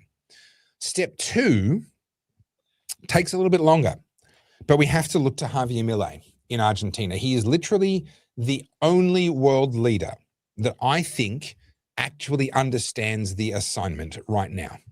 More so than Trump, more so than any of the Eastern European leaders, some of which are great, don't get me wrong. But in terms of people that have actually been elected and then acted on what they said they were going to do, Javier Milei is the GOAT. No, He yeah. is it. Well, Kaylee. look, yes. If you're a conservative, not a libertarian, then Nayib Bukele, yes. As a libertarian, Javier Milei is the GOAT. We need a Javier Milei. So the question becomes, how did Javier Milei become Javier Milei? Well, Javier Milei became Javier Milei because he spent 20 years as an economics professor training generation after generation of young people to understand economics and to vote for him. Not that either of them knew that that's what he was doing, but 15 years later, after this person's graduated from university with an economics degree, they see, oh, my old economics professor, who was awesome, by the way, he's an Elvis impersonator, I'll have you know, is running for president. Hell yeah, I'm going to vote for him, right? So this was a multi-decade labor of love where this man, Javier Milei, changed the minds of generation after generation of economics students in Argentina, built a cult following, a personal brand, if you will, and then parlayed that, turned that into a win at a presidential election in Argentina. We need a similar thing here, only the road here is actually harder because we don't elect our presidents directly. Our prime minister comes from one of the lower house MPs in the winning party. It's a much more difficult thing because there are more gatekeepers. When you have presidential elections, US style or Argentina style, they are directly elected on the basis of the popular vote or a collegiate vote, depending on which system you're talking about, but they are directly elected by the people. When you're talking about the Australian system, they have to get pre-selection inside a party, then they have to win the election within their seat to hold their seat, then they have to win a caucus ballot within the elected MPs to then become the prime minister. There's multiple layers of gatekeeping there, which make it harder. But that's the path that lies in front of us, right? It's not an easy one, but we have to do this. Otherwise, Australia, as we know it, as we remember it, as we love it, is lost and lost forever. That is our mission, whether we like it or not. Either you give up and walk away or you keep working on that mission. I agree with you, but I'd say there's another layer of that because not everyone can do that. I think it's exactly this. It's having conversations. It's inviting people to these conversations, talking about what it is to be Australian. What is it that we want? Because at the moment, everyone's just screaming into the void. You've got, the far left saying what they want. You've got the far right saying what they want. And in between, there's a whole bunch of people going, well, I want a bit of this, but I want a bit of that. We need to be clear on what it is that we firstly value as Australians and what we want this country to look like. And I really do think, I've said this multiple times tonight, I think the Gen X parents who are raising Gen Z are looking at what they reared, or even the boomers, and just went, oops. I really do think it's hitting home. I think a lot of them are recognizing that we've made mistakes. It's too late to correct it for some, but I really do think there is going to be this in the next 2 years. Mark my words, put this in your calendar. You are going to see people who absolutely rescind all of this progressive nonsense because it's making them fundamentally miserable. I'll give you an example outside of politics, right? So I've been seeing this pop up. You and I would have the terms for this, but I'm talking normies, your regular Joes, right? People outside of discussing politics and culture every day. Yeah. I have seen this so much now, and the people don't have the vocabulary to explain what they're seeing. But you and I would call it whataboutism. You post something seemingly simple and unoffensive. Straightforward. And in your comments, How can you post that? There's a war happening right now. Do you even care? Do you think about this? You know, it's that whole analogy that you always bring up. Like you say you like kittens, someone somewhere will say, well, you didn't say dogs, so you hate dogs. Yeah, that's right. That's right. But this whataboutism, this this virtue signaling, moral grandstanding is impossible to satiate. Yep. And the people at the very front of it's a Ponzi scheme, right? It's like an MLM. When you're at the top, you make a lot of money at the MLM. So you got the super progressives who are riding that all the way to the end of the line. And what you have is a full carriage of people who are just like, I need to get off at the next station. I can't go any further. Yep. What this Right. whataboutism is doing, the more these progressives and these people are like, you don't care about this, why aren't you talking about that? And they're posting their watermelons for Gaza and stuff in the comments. It's pushing people the complete opposite direction. That's what this country needs. The more they talk about the whataboutism, I'll give you an example. It was a girl I follow. She's a I guess a financial, I think she's an accountant. Anyway, she's a finance guru on Instagram. And she put up something, and it was a simple post. She was at her kids' school fete, and they're walking around. The sun was shining, the birds were chirping, and she made this comment. Isn't it nice that we still get to enjoy moments like this where you can be with your kids? They've got face painting, they're running around, they've got fairy floss and bloody crap all over their faces. They're having fun, a bit like those videos I just showed.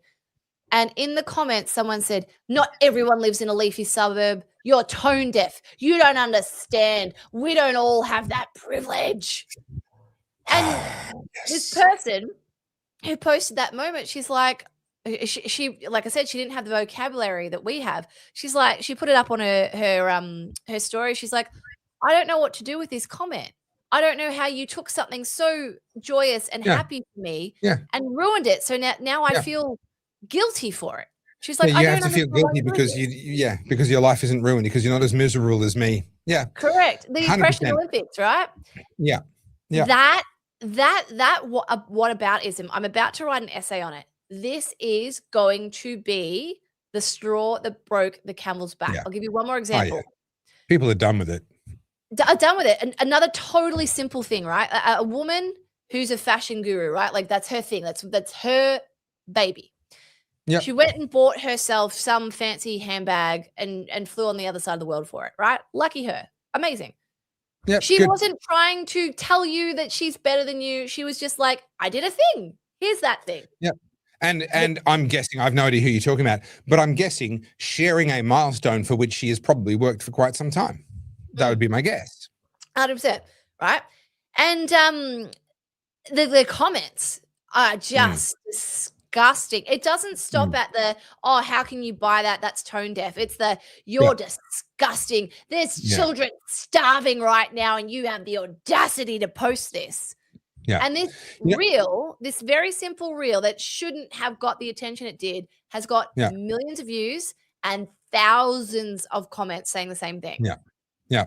What's funny to me, something that a lot of these people, because they live in that zero-sum game mentality. They live in that world that you and I talk about from time to time. In the real world, wealth is not finite. It's being created and it's being destroyed all the time. And, you know, our objective, or my objective, is to try and create more than I destroy over the course of my lifetime and teach my children to do the same thing. Because if on average we create more than we destroy, then on average the world gets wealthier, right? That's a good thing. But a lot of people live in this really finite zero-sum game, but they take it further. There is this, and they would never agree that this is how they see it, because it sounds so stupid when you say it out loud. But in practice, they believe that when money is spent, it ceases to exist. It's this really, and again, if you said it to, hey, this is what you believe, they're like, no, I don't believe that. That's just stupid. But no, in practice, right? So a wealthy person makes money and spends $200,000 putting in a pool, right? Oh, you should have given that money to charity. Yeah. Well, it still exists. It could still be given to charity. There's nothing wrong with it. It might end the up money there. is in perfect working order, right? There's nothing wrong with the money. In fact, I did give it to a charity. I just gave it to a charity that installs pools. right? I gave it to, it's this charity that makes sure that people and their families don't starve. And in fact, it pays all of their bills. They just have to be willing to show up and dig holes and put in pools. That's all they have to do. And in return, it's this amazing charity. And there's like 10 different families that are all going to eat this month because I spent $200,000 on that pool. So you're welcome. And I would love to see a lot more clap back at that level of just really calling out the stupidity. People, I've been in the arts most of my life. And so I've got a lot of lefty friends and a lot of lefty frenemies, and they want to try and chip me for being a capitalist.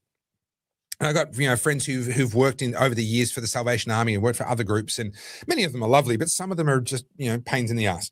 And they want to tell me how wrong I am and how inconsiderate I am and how heartless I am because I don't care enough about charity. And the point that I've made to them, and I've never had a good comeback yet, I'm not saying that a good comeback doesn't exist, but I've never experienced a good comeback from any of them, was that I'm focused on the thing that keeps people away from needing charity, right? The people that they care about, the people that have arrived at the charity in need of food and shelter and everything else. I'm part of the reason why that line is only as short as it is. Right? 100%. That's my focus. Can I give you an example of this? Just like, sure. I am going to play you a reel. It's been a minute. I haven't played a reel. I'm out. How can you? Sorry, you just have to. I'm going to have to resort to the cocaine. So this popped up. I'll play it and then we'll talk about it. Right? I'm gonna talk about AI. Where is this thing? Why can't I can't see anything? Can you share fine. what I've got another one. It's fine. Hang on. There we go. My little screen's making my life really hard. Okay, now I can't see anything. Hello? I'm going to have to bring it over here. I can't see Okay, anything. that top left thumbnail is not your most flattering. Look, it's not, but shit happens, right? This is me. All right, that is definitely in the shit happens category. All right, here we go.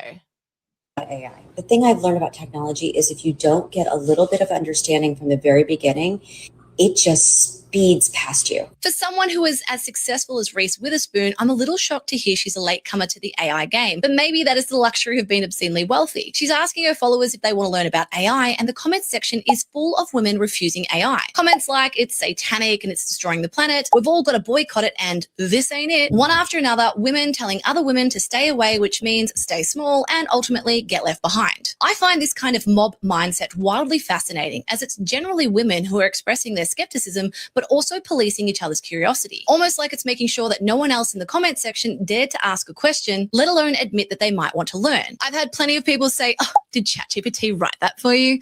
As if the implication is meant to wound me, and as if using an AI tool is evidence of your thoughtlessness and your laziness. Ironically, the people lobbing that particular grenade have no idea what AI can actually do right now, because who's honestly using ChatGPT to do their writing in 2026? All I hear is fear and judgment, as these people are completely in the dark about where AI is going and where it will be in 3 or 10 years' time. As is typical of social media, they have mistaken their ignorance for virtue, I guess. Every major technological shift in human history has been met with the same chorus. Socrates warned that writing itself would create forgetfulness in the soul, because once thoughts could be written down, people would stop bothering to remember them. When Gutenberg's printing press arrived in the 15th century, critics called mass-produced books printed poison. Victorian commentators insisted that traveling on trains above 20 miles an hour would asphyxiate passengers. And when the telephone entered private homes, critics feared it would cause deafness and lead women away from their proper domestic duties.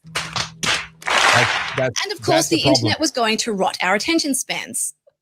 Okay. They might have been right on that one. But each time, the fear is loud and the opportunities are only jumped on by a few curious people. The people who lean into it when everyone else is panicking end up defining the next era and become pretty wealthy. AI right now is rudimentary, and what you are using today is the worst version of that technology that will ever exist. And if you understand how capable it is already, you begin to grasp what will be arriving in the next few years, and it will be otherworldly. And to leave that opportunity on the table because you are afraid, or worse, because someone told you to be afraid, that is unconscionable to me. Byung-Chul Han writes about what he calls the digital swarm, where individuals dissolve into a collective mood and start mistaking that mood for their own genuine thought. And in this comment section, there was no analysis or research research, just a contagious mood of doom hiding behind ethics and a fear of harm. You don't have to like AI, but you do have to understand it is going to be ubiquitous within a few short years, and the gap between the women who learned and the women who refused is going to be enormous. Come back for part 2 where I'll discuss the... All right. The reason All right, hold up. Go. Hold up. No, misinformation and disinformation was rife. Firstly, I think that whole video is AI. I can tell by the pixels, okay? But also, you made the claim that the version of AI that we have right now is the worst that will ever exist. That is misinformation.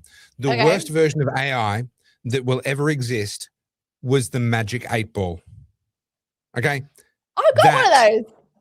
That's the worst version of AI that will ever exist. Okay? Nothing let's will ask a ever question. be worse. Nothing will ever be worse than the Magic 8 Ball as being AI. Is Carly going to be worth a lot of money one day? Most likely. It's not a yes. But I mean, it's possible. It's not out of the realm of possibility. I mean, what, when being sold off as spare parts? Like, it's like, at what point are we talking about here? I mean, OnlyFans is still not off the table. You know what I mean? Look, that might as well be spare parts. Anyway, sorry, you had a point you wanted to make. Okay, so this whole AI thing, people are really angry with me about it, really angry. And people are resorting to all sorts of pejoratives. You don't know what you're talking about. You haven't looked into this. You're an idiot. And I'm like, okay, cool. I did the thing that you told me I had to do, which was to go and get the university degree. I did that. That's not enough for you, right? The goalposts forever shift. What scared me most of this? When I say scared, because I'm like, you idiots are going to be left behind. Women are discouraging other women from embracing something that is going to supercharge the careers of so many men. And already there's a huge documentary that's come out. Every single talking head in that documentary is a man. There is no women. Why are there no women? Because women are too busy on Instagram discouraging each other from even entering the conversation. Stay away from AI. It's terrible. Do you know what it's doing to the AI, to the environment? These are all fair comments, right? Like, all right, let's talk about the environment. What is already happening? You don't actually care about that problem. That's just your get out of jail free card. So you don't even have to have the conversation. Because if you actually cared about the environmental impacts of AI, you'll be well versed with what is already happening, getting it into orbit. They're taking the data centers into space and setting up cooling systems up there. It's already happening. They've already deployed an LLM up into orbit. But of course, no one wants to have that conversation. This boils my blood because women are the ones deliberately taking themselves out of the race. And then in 5-10 years, it'll be the same women who say it's not fair. It's only men at the top. No women are allowed. No, you took yourself off. You took yourself off. You didn't want to get in the conversation. I'm not all in on AI saying it's the best thing that's ever happened to humans, but I'm here at the table. I want to be at the front seat. I want to know about it. I want to be privy to what's unfolding. I'll take what I can get from it, and I'll sit there and argue the ethics whilst I'm here. But if I'm not even present for the conversation, how do you contribute? So I think that's a bit of toxic positivity there, Carly. I think that you've got this sort of internalized high performance attitude. It's very difficult, very difficult for women to be able to keep up with the AI revolution when they're busy making sandwiches. Okay. It's like I think you just need to lower your expectations. These are women we're talking about here, Carly. You just are they making sandwiches, or are they cutting their breasts off and dyeing their hair purple? It's very confusing to me. It's very, very difficult to tell these days. Now, we do need to get to a super chat, but that super chat's going to lead us into talking about the budget, which is probably our last subject for today. So is there anything else you wanted to weave in before we get to talking about the pre-budget positioning? Because the budget doesn't come out till next month, but they're already like getting their excuses in. It's like a kid who knows that he's shat his pants, but he doesn't want to tell you yet that he's shat his pants. He just has to be like, it was really muddy outside today, and like start to like put in place the preconditions so that when you find out that he shat his pants, he has all of his excuses already locked and loaded and ready to go. That's what we're seeing from the treasurer at the moment. But before we get there, was there anything else?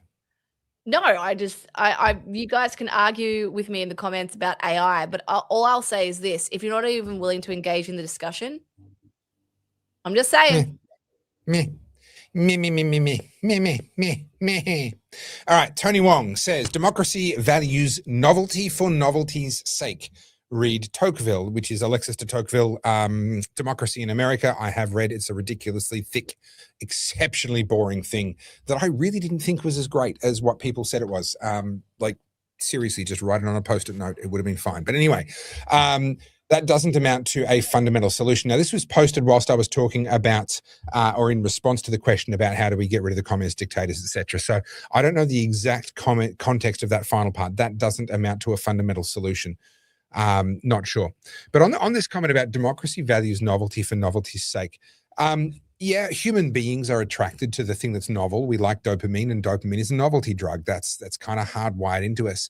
That's why we get tired of a given leader. A leader might be perfectly good, but after a certain amount of time, we go, it's time to give the other guy a go. I'm just kind of sick of this one. That's why fashion changes. That's why all these things happen, is because, yeah, we like a little bit of novelty. But fundamentally, democracy, politics, runs on the exact same thing that everything runs on. People overvalue everything else and undervalue the role of incentives. Right? I've said it before. I'll say it again. Show me the incentives. I will show you the outcome. Because people will say all kinds of things about what they like, about what they want, about all kinds of things. But when push comes to shove, they will do what they believe is in their best interests. And that comes down to incentives. Carls, you look like you have something you want to say on that. I was going to say, you couldn't let this conversation go. You had to bring it back for another week. Well, because it just keeps coming up. Like, honestly, this incentives conversation is literally, I think, going to be something I'm talking about for the rest of my days, for as long as I'm in public commentary. People undervalue the importance of incentives. Yeah. And so, yeah, do people like novelty? Will people go, oh, that looks pretty? And perhaps even say in an opinion poll that they'd vote for the pretty thing, the different thing, the new novel sounding thing? Sure. Will some of them even follow through and actually vote for it? Yes. But only if they believe that that's in their best interests. Only if they think that that's the incentive that they want to follow. People will vote according to their incentives. People lie with their words, but they tell the truth with their money. And most of the time they tell the truth with their vote as well. Mm-hmm. They will say what they actually think when push comes to shove when they vote. So is novelty a great campaign tool? Yes. It's a great way to get people's attention. Change up the ad, refresh the logo, use a different color scheme, use a jingle that no one's heard before. You know, on radio, it was getting louder and louder and louder, and all the ads were competing for attention. So then the thing became have silence. And they could only do it for so long before the radio itself would kick in with like an emergency signal to cover up, like if the broadcast had stopped. But they'd have a few seconds of silence at the start of an ad to get your attention on the radio. Why? Because it was novel and different. Because everyone else was competing with noise, they competed with silence. So your point is not incorrect. Humans value novelty for novelty's sake. We like the thing that's different. But honestly, nothing comes close to overriding incentives. This is why I fight the fight that I fight. This is why I try and help people to understand the world. Because politicians get away with murder by lying to people about what's in their best interest. They make people believe that the best thing they could do is vote for them because they're going to give them an extra handout. Now, the incentive is my life gets easier in the short term. The cost is their life gets a lot harder in the long term, but they don't care about that because the politicians are very good at their messaging and making them focus on the short term. They're dangling the carrot without letting them see the cliff that they're being led towards. And my job is to help them see the cliff, to help them understand the bigger picture of the incentives. It's still all about the incentives, but incentives can be seen in a different frame, a very short-term one or a more long-term one. For me, when I became a dad, I started to think in multi-generational terms. That was something that I hadn't done before. I'd thought in maybe 5-year terms, certainly 3-year terms, sure. 5-year terms, yeah. 10-year terms, not really. Then I became a dad and I started to think in 40 and 50 and 80-year terms. It was an entirely new experience for me. And part of my role, as I see it, as I commentate on politics and break down policy and do what I do in my videos, is to try and change people's frame of reference so that they can better analyze the incentives and respond to them accordingly. So all I'm going to say, like I've read de Tocqueville, at least I've read Democracy in America. Very boring, I think, over-egged. I don't think it's as great as people make it out to be. It was interesting and it had some insights, but honestly, a hard read for not a lot of payoff.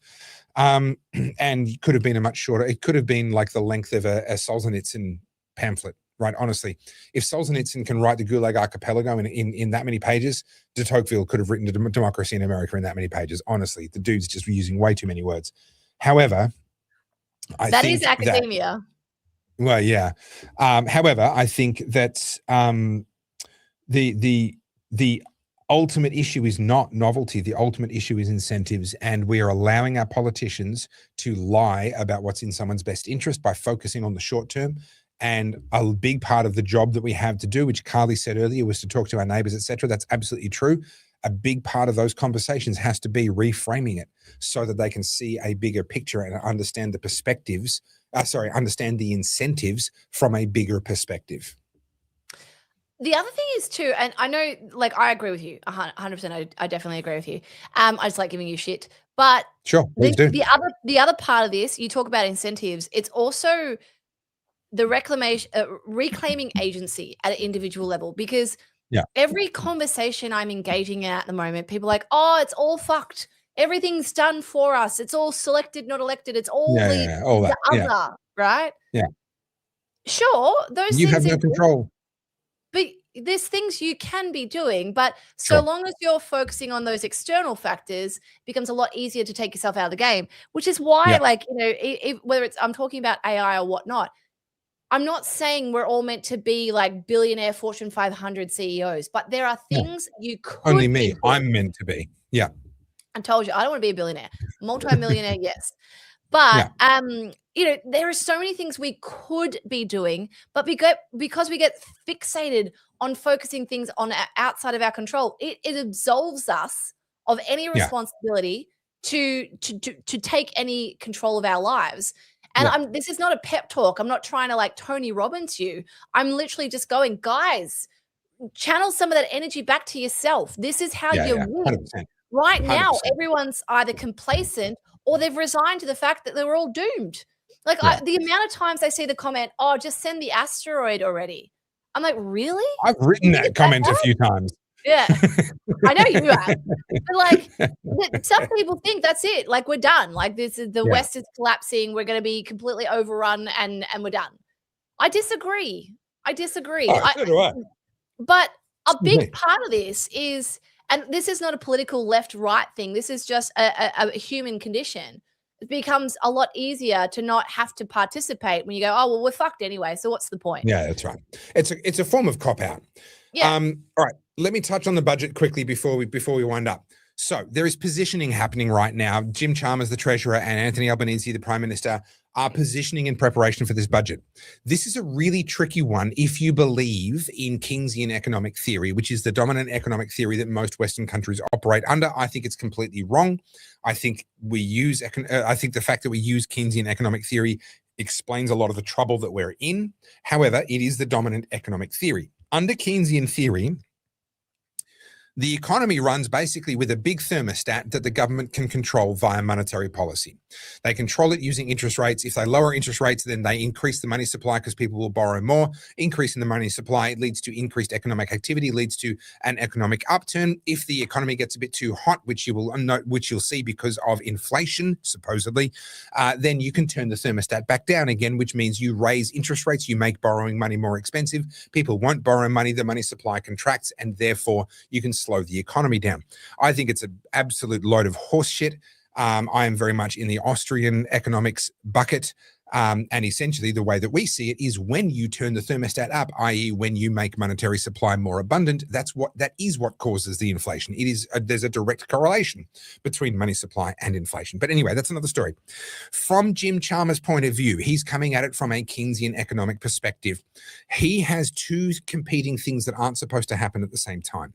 And that is a high inflationary period ahead with rapidly rising costs due to the cost of shipping and the cost of transport as a result of the global oil supply shock, and a contracting economy. And we know that the economy is contracting on a per capita basis. It went backwards, I think, 0.8% on a per capita basis in 2025. And it's going to contract again this year on a per capita basis. The only reason the GDP of Australia is growing is because we're importing extra people. So this, under Keynesian economic theory, this isn't really meant to happen.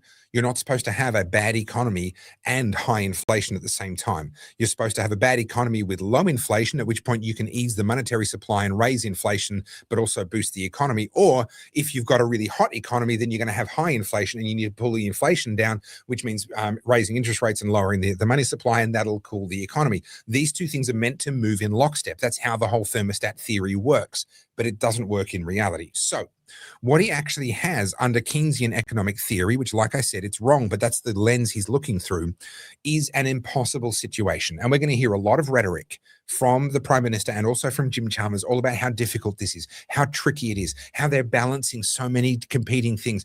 Oh gosh, we've got the domestic concerns here about cost of living and productivity collapsing and all of this, but we've also got the oil supply shock and the inflationary pressures internationally. Oh, how are we going to balance this? Well, thank God that I'm such an incredible treasurer, that I have the wisdom to guide this country through these difficult times. That's going to be the tone, right? I'm sorry.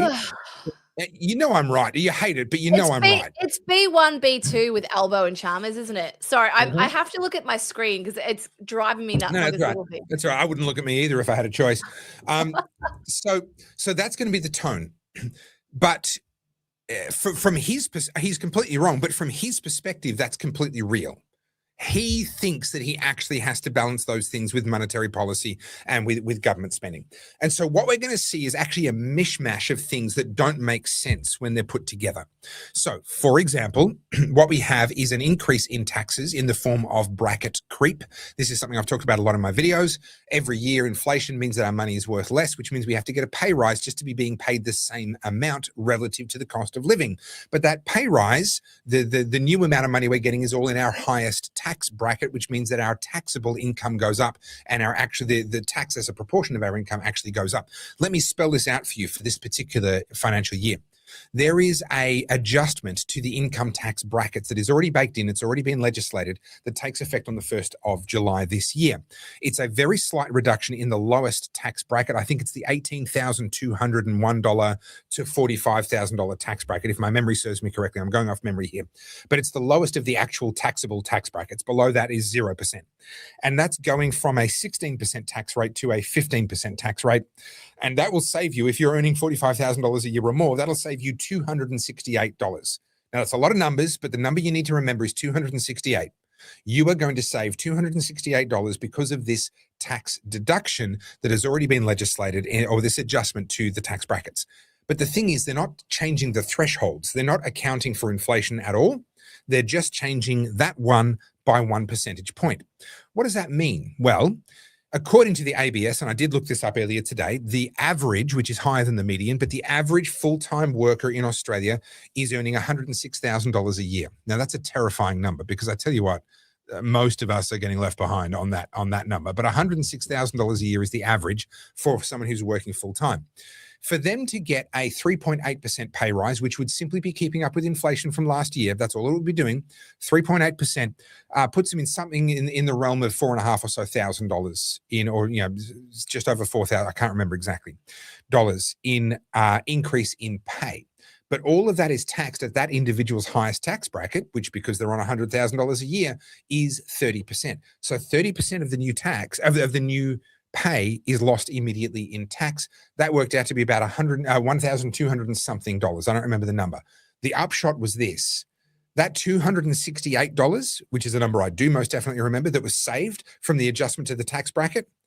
Well, that's nice, but that same individual, the average full-time income worker, is going to be paying an extra $1,200, which means the difference is going to be something like $950 more tax that will be paid by an individual who is simply keeping up with inflation. But here's the thing: Jim Chalmers is going to tell you all about the tax cut. He's going to tell you all about how, yes, we're changing the tax rate in that tax bracket. It's going to save Australians $238. No one is going to talk about tax bracket creep.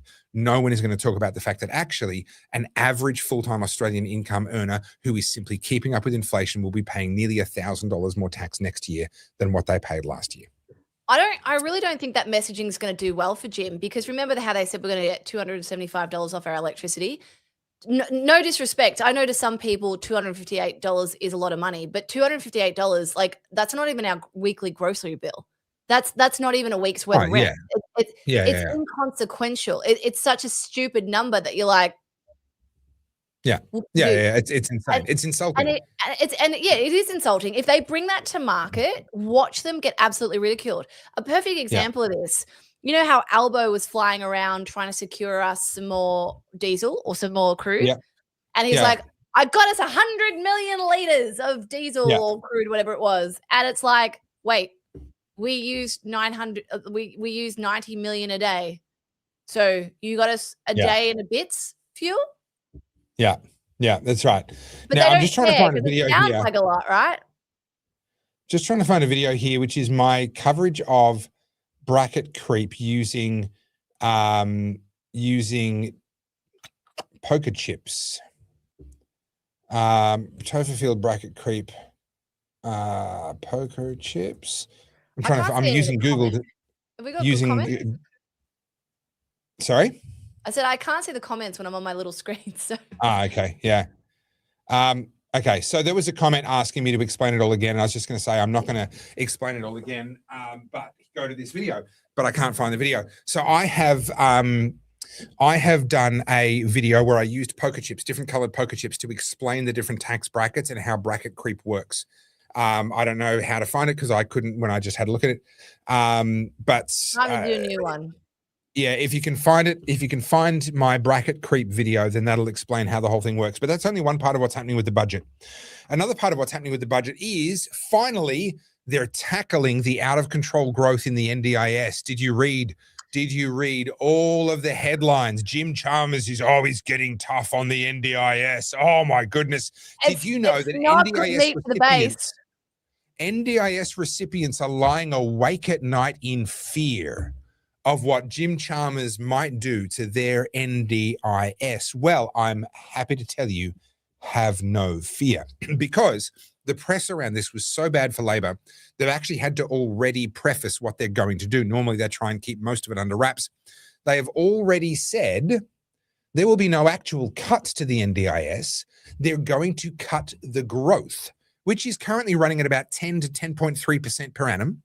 Their target is to cut the growth of the NDIS down to 5 to 6% per annum, which, by the way, is still higher than inflation. So what they're going to do is they're going to try and keep a certain amount of headlines running about cuts to the NDIS because they know that plays well to voters in the middle who are concerned about the budget. Meanwhile, they're going to be making sure that they don't actually cut the NDIS because that would cost them too many voters from within their own home base, which are a lot of welfare recipients.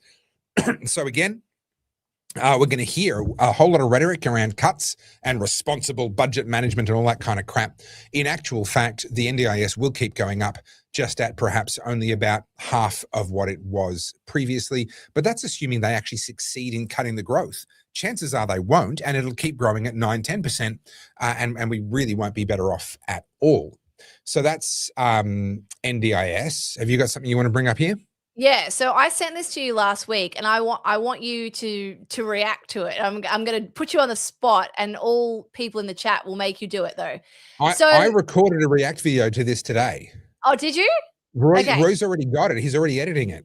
I want you in the beef. So the reason this matters, okay? So punters, right? Like I literally, for no joke, I've reached out to his team. I really do want to talk to punters. I don't think he's a bad guy at all, but. So obviously Drew Pavlo, sorry, I should probably look here. Drew Pavlo released a video about the NDIS fraud, and then Punters has reacted to it. So Drew Pavlo's video got over 1 million views. Punters has now got what? 45,000 views. To be fair, Friendly Geordies reacted to it, and then Punters reacted to Friendly Geordies, and now you've asked me to react to Punters reacting to Geordies reacting to Drew Pavlo's investigation, which when I watched that video, I did have a reaction. Did you get hives? No. The reason this matters, right, is Punters is heavily aligned with the Australian Institute, and Punters loves to talk about. I should call him Conrad. His name's Conrad. He loves to talk about. This is the data. These are the statistics. Well, Conrad, I hope you're watching this or your team's watching this. I also have delved into plenty of these scientific papers and research and data, and you can skew it any way you want, particularly if you omit certain things. And it was really interesting that he reacted to this because Drew did the Nick Shirley thing, right? Yeah.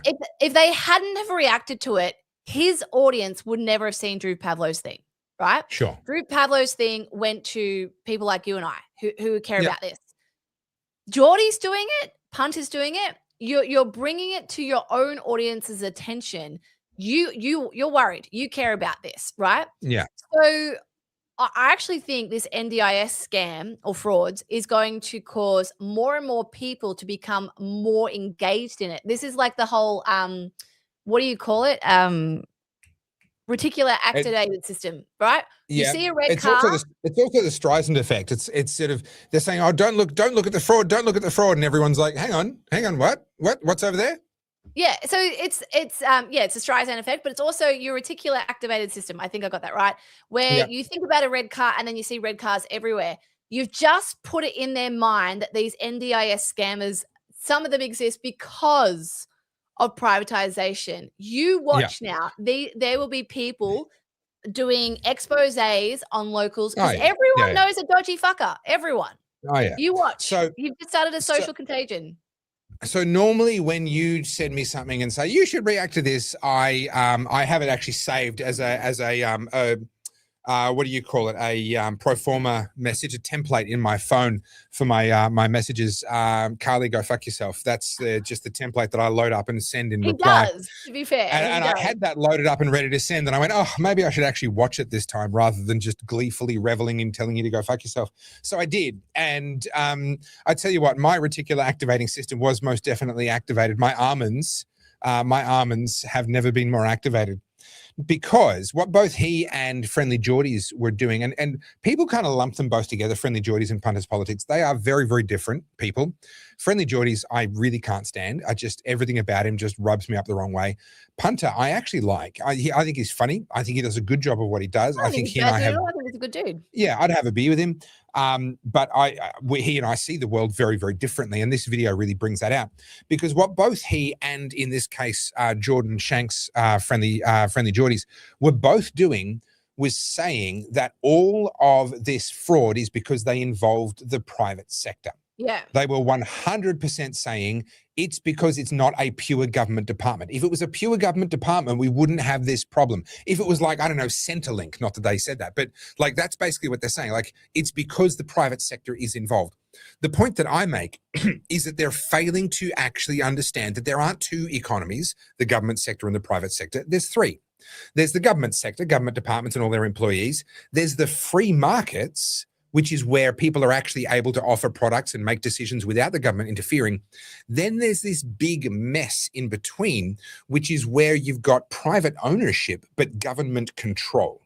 And you cannot blame the free market when there is a failure of government-controlled, privately owned companies. This is what Benito Mussolini defined as fascism, the merger, the functional merger of the state and corporations. Everything by the state, everything for the state, nothing against the state. And under fascism, companies were allowed to exist. People could get rich owning companies, owning shares, starting companies. Unlike communism, pretty much the only functional difference, there's lots of differences in how they look and how they talk, but the only functional difference between fascism and communism is that in communism, the government owns and controls everything. In fascism, the government controls everything. Because if you have control, who cares who owns it? You don't like what does it matter as long as as long as the state has its fingers in it. And so when you have industries where the government and regulators decide what products you can and can't sell, what qualifications you have to have, the conditions under which you can do it, the prices you have to set, etc.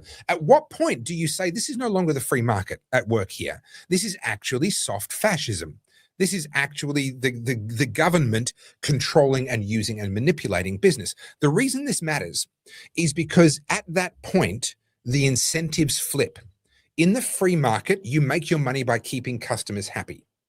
In this corporatist, fascist world, you make money by keeping bureaucrats happy. And those two things are mutually exclusive. What we have is a situation where the NDIS is no longer about keeping customers happy. You know how I know that? Go talk to some people who are on the NDIS and see how happy they are with their service providers.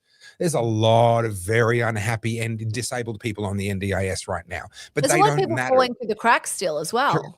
And there are, absolutely, but they don't matter because the system was never designed for them. It was never designed to keep them happy. The Yeah. system is designed to have private enterprise keeping bureaucrats happy. How do you keep bureaucrats happy? Bureaucrats need big numbers. They need a spreadsheet full of big numbers showing how important they are and how important their department is and how we need a bigger budget next year. And hey, we need more people. And if we have more people, guess what? Our fat cats up the top have to get a higher pay packet because that's how it works in the public service. Carls, you've never looked so good. And so what?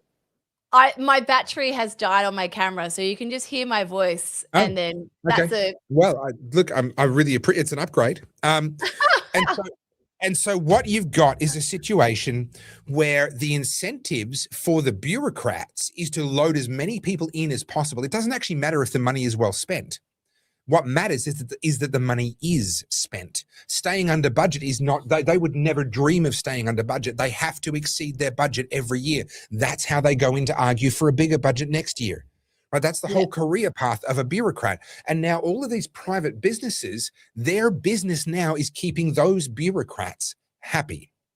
And then when it all goes to shit, we say, oh, it's a failure of the free markets. No, it's not. That stopped being a free market a very, very long time ago.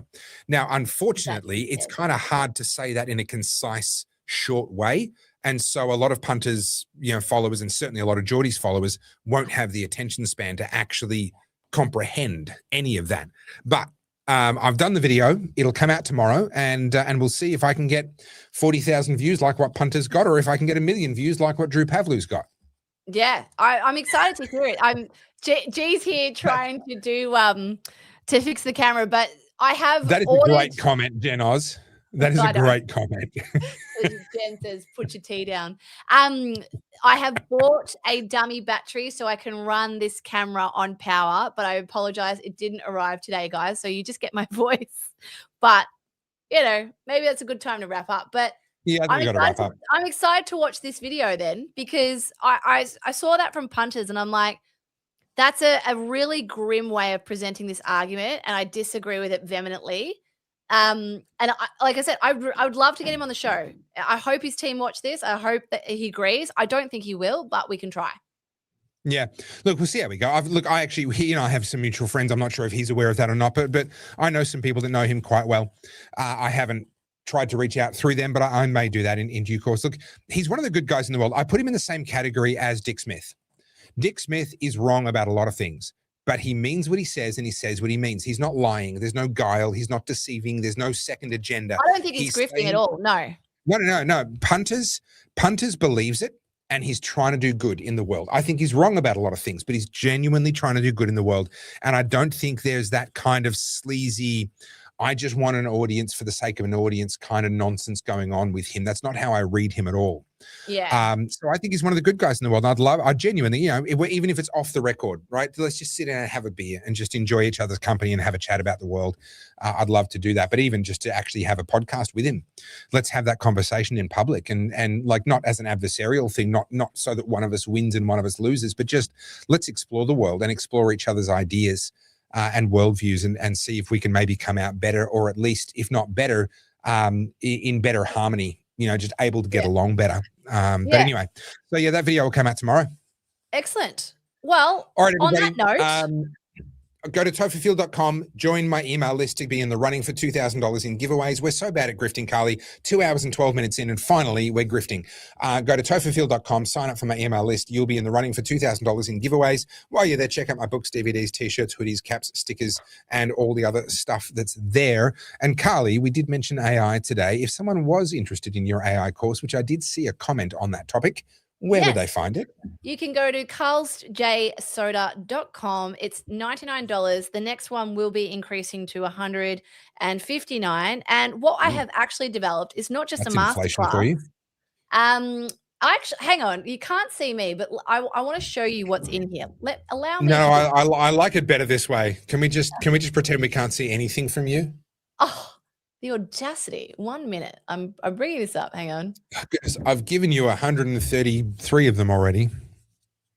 Okay. So, guys, this is the back end. This is my school community where everyone's just hanging out. And if you have a look in here, I have built all of these prompts for either Claude or ChatGPT. There is everything in here: productivity, travel, meal prepping, homeschooling, right?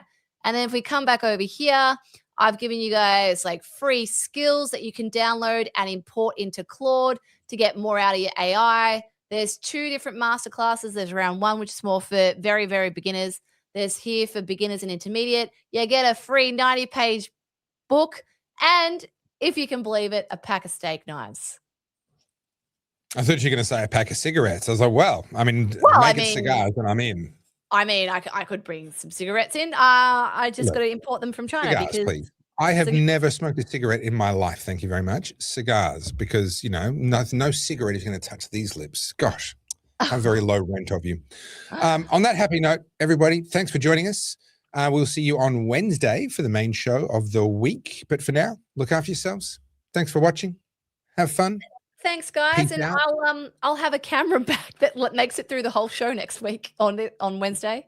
But look, I mean, could you just do the show like this? I mean, that'd be fine too, wouldn't it? To be fair, to go from destroying a 29-day-old laptop to being able to get this all set up and ready and a new set, props to my boyfriend. Look, it would not be an Oddcast if it weren't for technical difficulties. And we both had them. Yours were more dramatic. Yours were more dramatic. I will give you that. You won the contest, and I'm very happy to let you win that. I do not wish to have anything spilled on any of my computers. Beg your pardon. But well done. And I will try and get a better cable and figure out why my Roadcaster video does not want to talk to my laptop before next week. Gremlins. Internet gremlins. That's the answer. All right, Yep. guys. Bye. I'm waving. Bye.